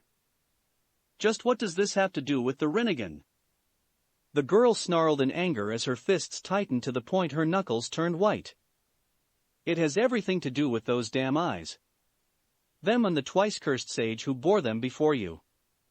Again, Naruto blinked in confusion before falling back into a chair, rubbing his eyes. He was tired, damn it. This was the last thing he wanted to be dealing with. "Alright, you better start at the beginning if any of this is going to make sense." The girl glared at him for his dismissive tone but nodded firmly anyway. "I suppose I could do as much for my future husband." She practically ground it out through clenched teeth which elicited a rare glare from the blonde himself. "Don't call me that." The kunoichi returned the stare full force until she looked away. When Naruto wanted to be he could be quite intimidating despite his lacking in stature. "Very well, you should know I am Shizuka Hitohana, heir to the royal family in Nadeshiko village. We are a people of fierce warriors, trained from the moment we could walk to be the fiercest fighters in the elemental nations. We are also mostly composed of women, thanks to the sage." At Naruto's blank look where she expected some kind of guilt she sneered before continuing. "The legend goes that the Nadeshiko tribe were a band of powerful mercenaries in the times of the sage. They once crossed paths, and it led to the most powerful member of the tribe challenging the sage to a duel. She grimaced at that, obviously not enjoying the next part of the story. Apparently the sage refused, much like you did to me. She shot him a quick glare that went unanswered. Finally, though, the duel happened, only to end in the warrior's quick and humiliating defeat at the sage's hands. Again, another glare sent Naruto's way. However, when the sage turned his back, the warrior pulled out a blade, hoping to catch the man off guard, only for the sage to catch the blade in his bare hand. The blade was snapped in half and held at our warrior's neck, only for the sage to discard the weapon in disgust. She looked down again. Naruto couldn't tell if she was ashamed for her ancestor or saddened by what came next. The sage was said to have placed a curse of sorts on all Nadeshiko women, that they could only ever bear daughters for the remainder of their days in hopes it would quell their bloodthirsty ways. However, the tribe began to die out with no males to continue the line. Eventually a law was passed that if a Nadeshiko woman was ever beaten in fair combat, the man would be taken as a husband. In this way we have managed to stay alive, it is the only way. She glared at Naruto again, to which he simply sighed deeply.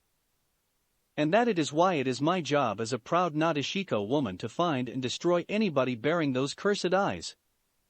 She earned glares from the two girls for that, especially Fu, who since the announcement Naruto would be taken as her husband had been incredibly cold. Naruto finally raised his head from his palm, looking at Shizuka dead in the eyes, almost making her flinch from the steely violet orbs. That's the stupidest thing I have ever heard. A certain spiky white-haired pervert was joyfully giggling as he peered through a small telescope that peeked over the edge of a hot spring. Jiraiya truly loved Tano Kuni, it was his favorite place for gathering vital research. That's right, honey, complete gold. He quietly giggled to himself before his viewing was rudely interrupted by a small poof of smoke. He blinked once before putting down the telescope and looking at the small toad that had appeared by his feet. Jiraiya-sama. The tiny toad spoke with a surprisingly deep voice, which just sounded strange from a creature that small. Ha! Gamma-senpai? What are you doing here? I asked you to keep an eye on that blonde kid to look for signs he is Minato's boy. The toad nodded quickly with a look of urgency. I know, but you have a standing order with all toads to report directly to you if we run into any kunoichi from Nadeshiko village. The great toad sage paled slightly at that. He didn't have the best reputation in that village, and he still had yet to settle with their leader because he lacked an apprentice, not that he planned on taking one anytime soon. Once he realized the situation, though, he sighed as he placed his head in his hand. No, Gamma-senpai, only if the kunoichi was near me. Where did you spot her? The toad looked up proudly. He was always glad to share information with his summoner. It was his job as an infiltration toad. Shimo no Kuni. Jiraiya sighed again with a look of exasperation. And where are we now? The toad took a quick look around, used to most environments due to its extensive work spying for Jiraiya. You know, no Kuni. Suddenly it frowned as Jiraiya just nodded with irritation. And how do you plan on getting back to Shimo no Kuni to continue spying on the kid? The toad looked down ashamedly at that. Ah, I had not considered that. Jiraiya just sighed. He loved the toads, but sometimes they could be denser than an IWA shinobi. Oh well, I'm sure I'll run into him sooner or later, especially if it's Naruto. If he's out here, I'm sure it's for a good reason. His words were full of confidence, but internally was a different story. He was worried for his godson, but he could hardly drop what he was doing, currently looking into Orochimaru's possible activities in the land of hot water. He gave both an external and internal sigh, wondering just what was going on if Naruto was just wandering around the elemental nations. Chapter 19, Storm 11. What? How dare you mock our culture and traditions? At this point, the only thing keeping Shizuka from lashing out at Naruto violently was the lingering effects of the paralysis he had used on her. That, and the fact he had previously beaten her with surprisingly little effort, somewhat tempered her anger. Naruto barely looked affected by her seething rage. In fact, it almost looked like he was about to fall off the seat from sleepiness. Look, all I'm saying is that I don't want this and you obviously don't want this, so why don't you just leave and pretend you never even saw me in the first place? Who would know otherwise? If anything, Shizuka looked even more indignant about that, not that Naruto believed that was possible right now with her face turning a virulent scarlet and multiple tick marks appeared at her temple. I may not want this, but I am a proud kunoichi of Nadeshiko village, heir to the main line. If I don't follow and uphold our traditions, then what kind of example does that set? Naruto sighed simply, running a hand through his hair as he felt his eyelids begin to droop. Shizuku and Fu weren't looking much better. None of them were exactly fresh, even if Fu was hiding it better. Ah, a good one for standing up to obviously outdated and idiotic rules? Shizuka's eye nearly twitched violently. Keep insulting my village's traditions and husband or not, I will make sure your head ends up on a pike somewhere. Naruto narrowed his eyes, some alertness returning. He didn't really want to fall asleep around this girl. Wow, you'll be a fine leader someday if this is how you negotiate. I'm starting to think I should have just lost so none of this would have happened. Shizuka finally seemed to agree with something the blonde said as she crossed her arms under her already impressive chest and nodded stubbornly. Yes, you would be dead, and I would still have my freedom. Naruto nodded for a moment before pausing, shaking his head quickly and staring at Shizuka incredulously for a moment. Wait a second, let me get this straight. My options were win and become your very much unwilling husband, or lose and die. Shizuka just nodded, still irritated given her expression and upturned sneer. What kind of choice is that? Shizuka, always faithful to her bit, merely frowned at him. It is the greatest honor to become a Nadeshiko kunoichi's mate. It means we acknowledge you as the stronger warrior. If you lose, it means you are simply too weak to be a warrior of any value, and you may try again in the next life. Naruto blinked once, then twice before hanging his head with an audibly irritated sigh. He had never met somebody besides Sora who could get under his skin like this. Maybe she was destined to be his wife. No. Back on track. Are you even listening to yourself right now? Do you have any idea how stupidly barbaric that sounds? Of course, this only made the kunoichi quiver in rage as her glare intensified. What about asking the guy? Or at least warning him of the consequences beforehand? Finally, Naruto saw a different emotion to anger appear on the Nadeshiko kunoichi's face, hesitation. I was supposed to. She looked down, wincing at how feeble her own words sounded and at her own mistake. But I saw your Rinnegan and I acted rashly. Naruto's eyes softened at the girl who looked anything but the proud kunoichi she had been moments before. Look, maybe if we go to your village, we can get all of this straightened out. The girl looked up, blinking back the single tear that had been gathering in the corner of her eye. What's stopping me from just trapping you there when we arrive? Naruto just blinked and stared at the girl with a completely deadpan expression. Once again, I believe you will become an excellent negotiator. Shizuka glared at him, but by now it was half-hearted at best. There was none of the previous venom. Where is your village anyway? This time it was Fu who spoke, although her tone was surprisingly cold, and she was staring rather intently at the Nadeshiko kunoichi both with distrust and dislike. Shizuka just looked around, her eyes spelling only apathy for the two girls who weren't her husband-to-be. To the east, in the warmer part of the country. Naruto just ran a hand through his hair as he stood, looking out the window to see snow had begun to fall outside. Alright, we were heading towards Kaminari no Kuni anyway. I suppose we can make a small detour just so we can get this all dealt with quickly. For now, though we should get some rest, I don't think we would make the journey as we are now. Quick as a flash despite his lethargic limbs, Naruto brought his shikuju around, lightly tapping Shizuka just above her breasts, once again freezing the girl as her chakra stopped flowing. Hey, what are you doing now? Naruto just waved her off as he collapsed backwards onto the uncomfortably small couch in the room, not noticing the slightly disappointed look on Fu's face. Insurance to make sure you don't kidnap me during the night or something. Now get some sleep, it should wear off before we leave tomorrow. Shizuka's eye twitched again as a whole new wave of irritation overcame her. Should? Naruto shrugged lazily, his eyes already closed as he shuffled into a more uncomfortable position. I haven't quite perfected it yet. It'll be anywhere between 7 to 12 hours, tops. With that, his head dipped as he fell into a blissful sleep, his mouth sliding into a contented grin. Jiraiya was walking steadily down a small unkempt road that led to Tano Kuni, his Geta sandals making recognizable clicks against the earth. He had a small frown on his face as he ran through the events from a few days ago, thinking about that young blonde he had run into. If that was Naruto, then what are you thinking, sensei?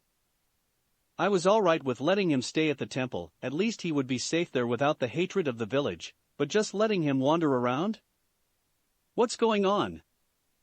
His thoughts were interrupted by a small puff of smoke which cleared to reveal possibly the smallest toad that he could summon, around the size of his thumb. Gamma Denryi. The small toad gave a short bow which looked surprisingly normal to the old sage. He was spending too much time with his summons lately. What's the word? Did you find Naruto at the temple? The tiny amphibian looked down with a small frown and Jiraiya found himself predicting what he was about to say. I'm sorry, Jiraiya-sama, I could not get into the temple. They would not admit me without your presence, and I could not circumvent the barrier. I was unable to find out if Naruto was still there or not. Jiraiya just sighed thoughtfully as he handed the small toad a crumb-sized chunk of chocolate. It's alright, that seal is one of the strongest in Tano Kuni. It would take an S-ranked shinobi to break through it at least. I can't exactly go all the way there myself though, and Gamma Suppai lost their trail. One of my shadow clones wouldn't make the journey either. I don't have the chakra to maintain one for that long. He grunted in irritation, fearing for his godson's safety if it really was him wandering around the nations. The more he thought about it, the more certain he was that the little whiskered Minato look-alike was the real deal. I'll have to think on this. You can go now, Gamma Denryi. The toad gave a small courteous nod before disappearing into smoke, leaving a thoughtful Jiraiya to continue on the path towards Tano Kuni, where he had heard rumors of strange activities lately. For a second time in a week, Naruto awoke with the earthy scent he was now perfectly familiar with. However, he once again couldn't find it in him to be even a little irritated at the green-haired girl contentedly snuggled in his arms. When he stirred, the foot shifted awkwardly on the small couch to look at him with a small smile that he hadn't seen on her face before. He faltered in what he was about to say, the content, happy look on Fu's face had him at a loss as he just stared for a moment. Good morning, Naruto-san. The blonde sighed tiredly, a small smile of his own appeared against his better judgment. Fu, why are you sleeping next to me again? Fu's smile didn't disappear for a moment, which made Naruto glad? Happy? He wasn't sure, but it was definitely a nice feeling. He didn't want Fu to go back to that emotionless persona she had been wearing since leaving Taki. Shizuka took up one of the beds, and I allowed Shizuka to take the other. I hope you don't mind. For once the girl actually seemed confused. Abashed?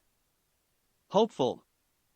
As much as Naruto wanted to convince himself or others otherwise, he was not actually all that good at understanding people.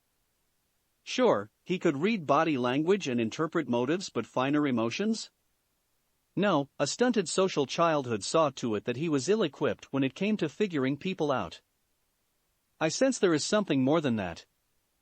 At that, Fu looked away slightly sheepishly, a hint of a blush appearing over the bridge of her nose. Naruto-san is very warm and... She looked back up, startling Naruto with how vibrant her previously dull orange eyes had become.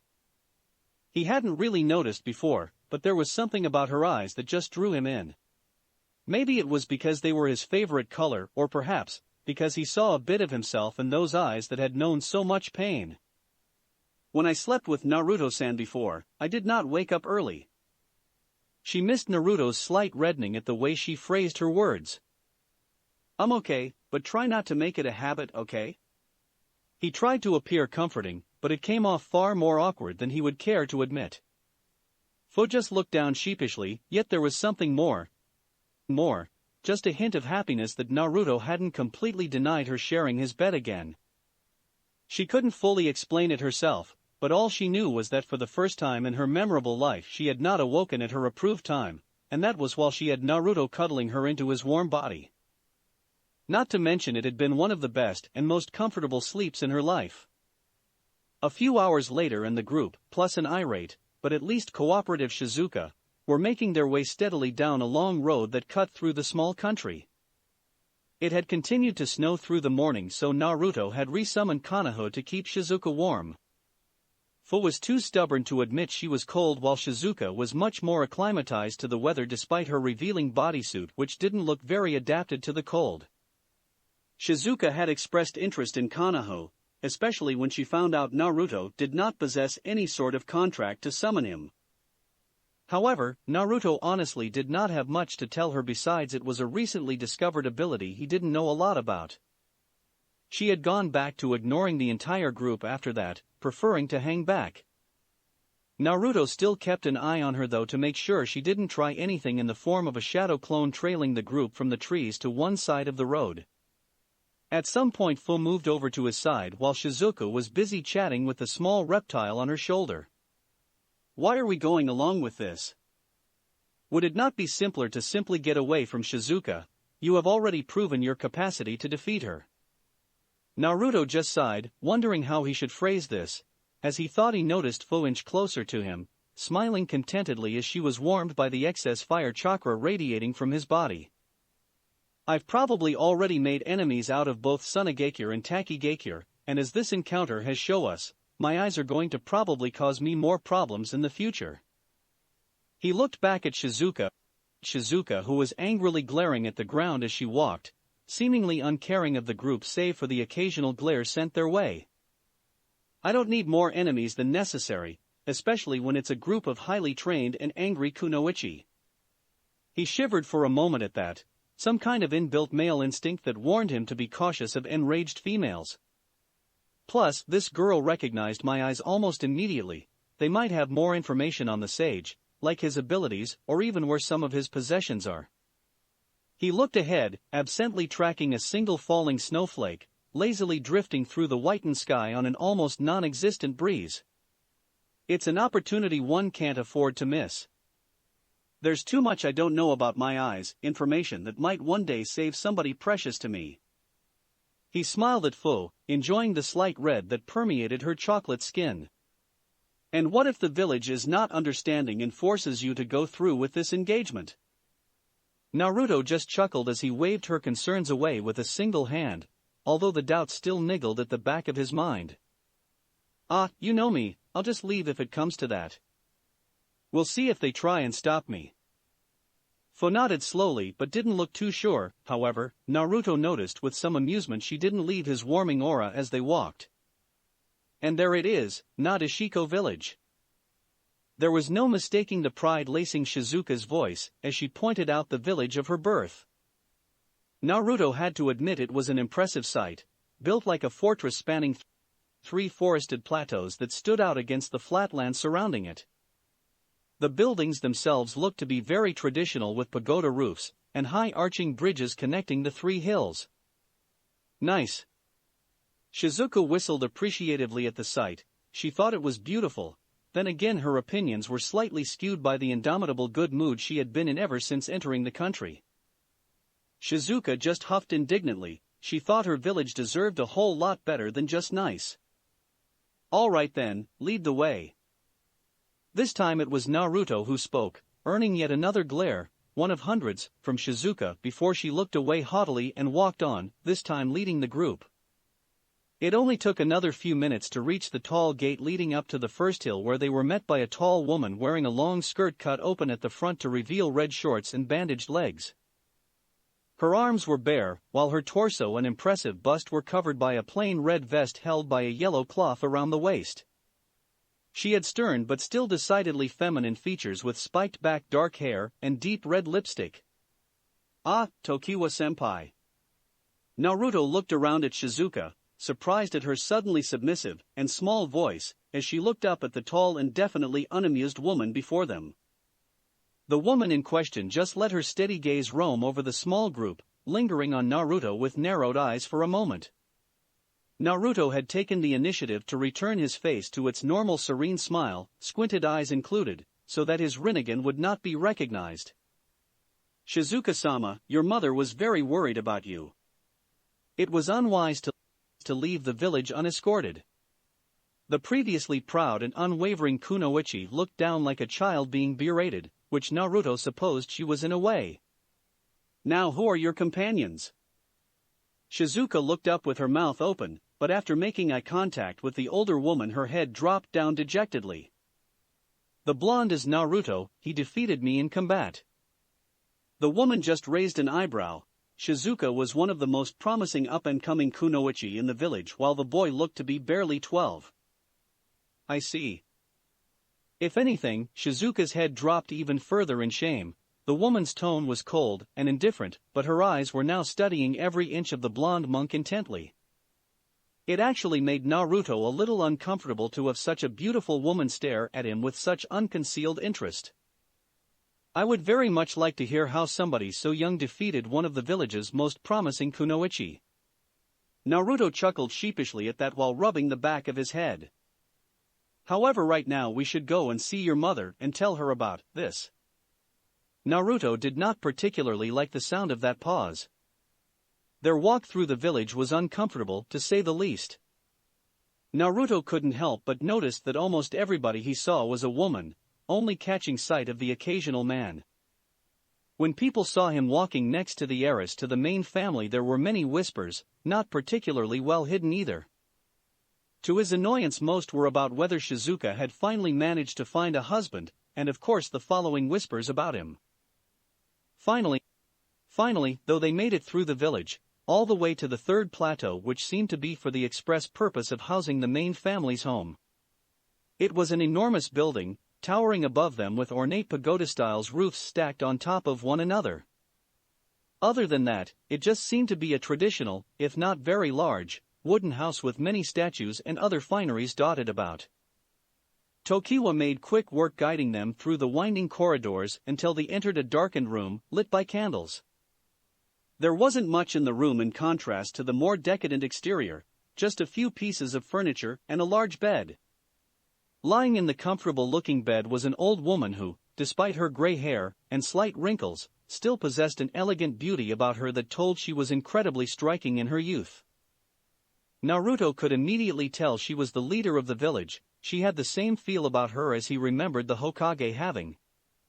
"Ah, Shizuka, my child, I was worried about you." The girl just bowed her head lightly in respect.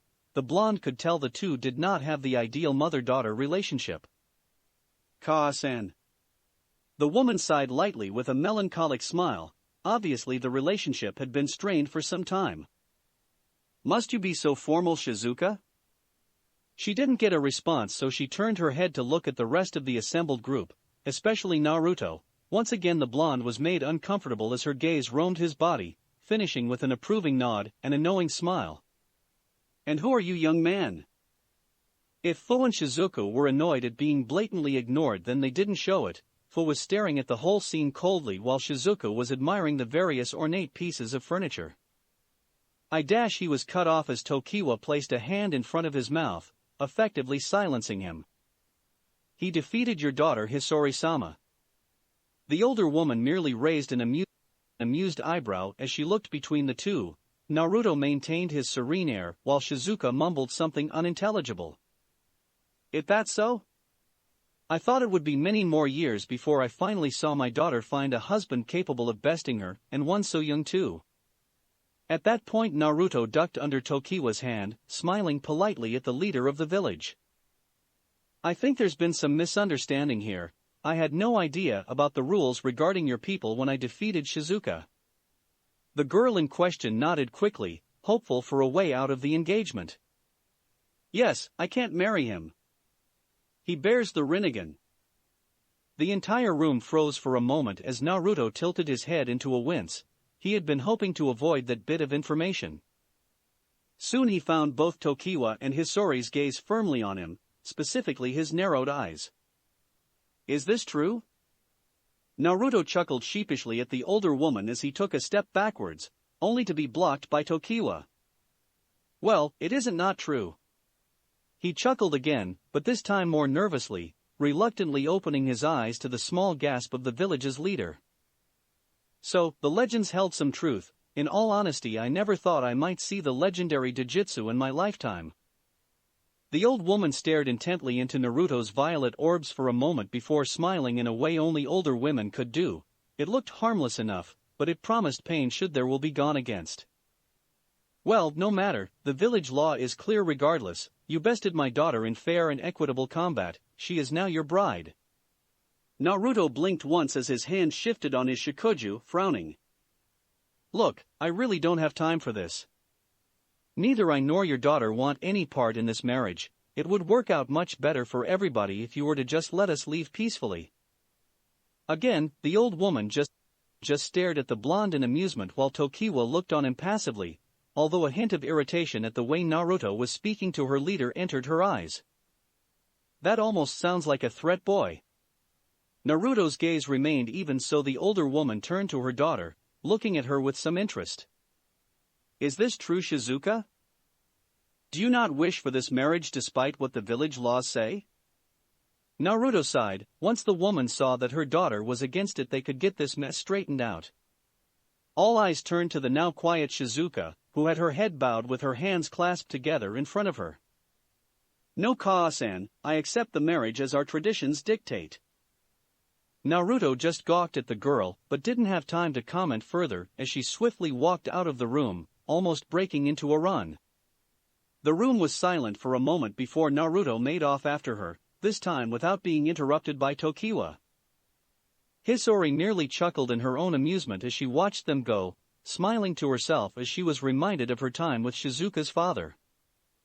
Shizuka strode angrily through the village, uncaring of where she went as long as it was away from her mother. Tears were percolating at the edges of her vision, but she refused to cry, blinking them back. It was her fault, her and the damn village's traditions, and now she didn't even get the chance to change them as leader of the village. It was too late. Shizuka. The happy call nearly broke her heart. There was only one person it could belong to. Sadgeri. Sure enough, it was a tall boy around her age with long brown hair tied up into a ponytail, wearing a simple brown shirt and tan pants. He rushed over, a saddened but hopeful look in his eye as he took her hand, causing Shizuka's heart to clench again. It's not true, is it, Shizuka? The rumors about you returning to the village with the boy? Shizuka wanted to say something then, to cry out that it wasn't true. To say anything, however, all she could do was hang her head in defeat. That was all the boy needed to know as his grip on her hands tightened slightly. I see. He hung his head a little, enjoying the brief contact with the girl he loved while he could.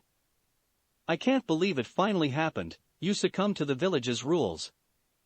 Shizuka looked up, the tears finally falling freely to stain her flawless skin. It's not my fault, Sadgeri. If only Sadgeri suddenly broke away from her, looking down at the ground while his fists trembled. If nothing, Shizuka.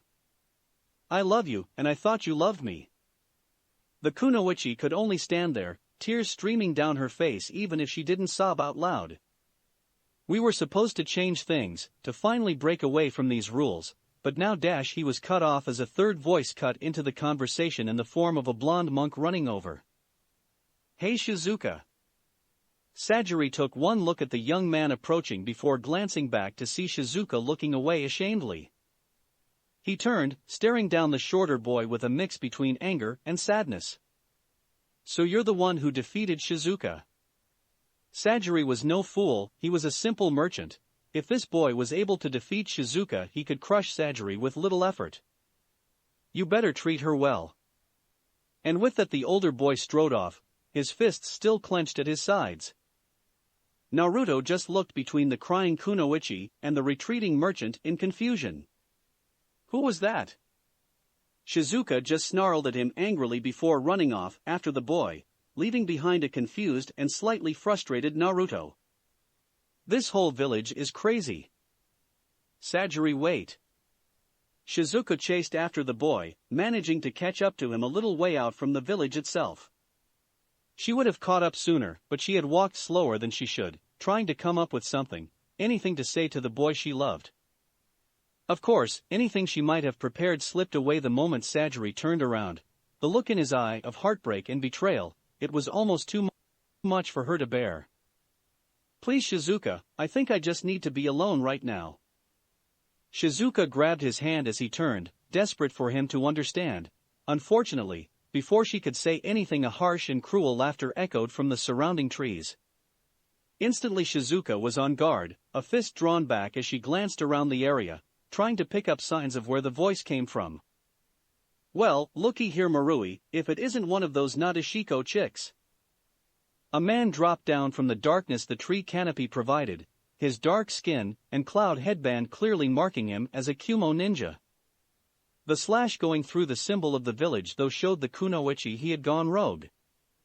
"I think you're right Leroy. I heard if you beat one of them, they have to marry you or some shit like that." Another man dropped from the other side of the pair, this one also bearing the slashed forehead protector of Kumobakure. His skin was lighter and he had blonde hair that ran down his back messily. It was clear the two had only recently escaped from the village. It was that, or they really were stupid enough to stay in the country that bordered Kaminari no Kuni. From the way they were leering at her, despite probably being twice her age, Shizuka hoped it was the latter. "Shouldn't be too hard, after that Samui girl shot you down I would think you'd be itching for a girl by now." The dark-skinned man grinned perversely while his companion shot him an irritated look. "As if, that bitch just couldn't handle me, but enough bickering. You kill the little cowering shit, I'll deal with the girl." At that Shizuka rushed forward to separate the blonde man's head from his shoulders, only to immediately leap back to deflect a kunai that would have surely killed Sadgeri. "Ah, do you see that Marui? She's protecting her little friend. Listen up girl, maybe if you come with us quietly, we'll let the little coward go." Shizuka said nothing, just glared at the two men as she stood in front of Sadgeri. The merchant was just standing there, petrified by the killing intent the two men were throwing off. Luckily Shizuka was unaffected. She's not intimidated at all, maybe we need to give her some incentive." Immediately the two men rushed at her, she was able to block the first man's attack, but it was only a ploy. When the men dived back from one of her wind chakra-laced kicks, Leroy had Sadgeri under one arm, kunai pointed directly at his neck. Shizuka froze, staring wide-eyed at the weapon glinting cruelly just inches from her love's jugular. "No. Please let him go, I'll do anything." Marui grinned viciously, his slightly elongated canines poking out from his upper lip like a wolf that had finally made its prey submit. "Now that's what we like to hear." His grin took on a more menacing vibe as he moved the kunai, so it was just touching the boy's neck. If Sadgeri gulped it would probably cut him. "Unfortunately, you still have a bit more fire than I like in a girl, I'll have to fix that." Shizuka could do nothing as the man brought the kunai up only to swing it back down in a clean arc. However, everybody blinked when the kunai met nothing but air, the merchant disappearing in a puff of smoke before it could make contact. "You know, I thought shinobi had at least a shred of honor, but taking an innocent hostage and killing them just to break somebody's will? That's too far." Everybody looked around to see a young blonde with spiky hair, his eyes closed and lips turned into a humorless smile. Sadgeri was standing next to him with smoke dissipating from his body, as the merchant looked round, confused and a little nauseous. "Hey, who the fuck are you shrimp?" Naruto just chuckled coldly as he raised a hand, quickly clenching it into a fist as the two missing nin collapsed under their own exponentially increased weight. Kenkiona Jibun. Naruto didn't let up on the extreme levels of gravity, until he was absolutely sure the two men were unconscious. He sighed as he returned the area to normal, running a hand through his hair, as he looked around at Shizuka and Sadgeri, who looked considerably better now that the air wasn't laced with killing intent. "I think we should all go back to the village." Shizuka seemed to ignore him as she rushed straight to Sadgeri, practically tackling him to the floor in a crushing hug. She began to weep into his chest openly as the merchant could only lie there and take it, unable to even squirm in the girl's vice-like grip. "I'm so sorry, I nearly lost you." She mumbled more words, but they were muffled by Sadgeri's chest. Naruto just smiled at the scene. He was incredibly confused still, but it was touching all the same. "Thank you, Naruto." The blonde just tipped his head slightly with a smile. "It's no problem, I was just in the right place at the right time anyway." He and his two companions, plus Shizuka, Sadgeri, and Hisori, were all standing at the gate to Nadeshiko village. Shizuka had her arm wrapped around Sadgeri. She hadn't let go of him since coming back to the village. "No, you helped me realize that I don't want to live my life without Sadgeri. If you had never come along, I might not only have lost him, but I might never have had him in the first place." Naruto just gave a kindly smile as he looked towards Hisori a little expectantly, waiting for what she might have to say on the matter. However, the older woman just gave him a motherly smile before chuckling into her sleeve mischievously. "Oh, you didn't actually expect me to make my daughter join in a loveless marriage, did you? I might have the best interests of this village at heart, but I am not heartless. Anyway, you saved my daughter from a terrible fate, for that you have my village's thanks." Naruto just gave another small nod. Honestly, he just wanted to get away from the strange village, touching moments or not. "I'm glad to help." Hisori smiled again before coughing lightly into her sleeve. Naruto was surprised she had made it out of her bed. It was clear that at one time she had been a magnificent kunoichi, but right now she seemed incredibly ill and frail. "I want you to have something, young monk." She reached into a pouch, withdrawing a very old-looking headband with a faded black cloth. The metal plate itself had no markings, but it was done in the very traditional shinobi manner from the warring period with two horn-like spikes emerging from the metal. This used to be a sign of the greatest male warriors Nadeshiko had to offer before the sage came along. "I want you to have it." Naruto just took the relic with wide eyes. It was most likely incredibly valuable. He felt as though he might break it just by touching it. "Thank you, I'm honored." He looked up with a genuine smile as he fastened the cloth around his head, mostly hidden by his unruly hair except at the front. "I know I can't speak for my predecessor's actions, but if I ever understand these eyes enough, I promise I will come back and try to undo what it was he did to your people." The elderly woman just smiled sagely as she patted the blonde on the back. "Then you have my even greater thanks." Naruto grinned as he and his companions made to leave, waving at the small group of Nadeshiko villagers as they went. The air was light as they made their way along the well-kept road. It was a warming departure. Naruto just chuckled to himself as they walked. Fu caught it and looked at him curiously. "Well, we didn't have to fight our way out in the end." Fu just nodded with a small smirk of her own appearing, if only slightly. "Yes, otherwise you might have had to marry everybody in the village." Naruto froze, paling at the thought of all those women, unknowingly dismissing a dream most men had at some point in their lives. "Hey! Don't even joke about that." That's it for this reading. Hit like and subscribe for a free ticket pass going to the different worlds of anime fanfictions.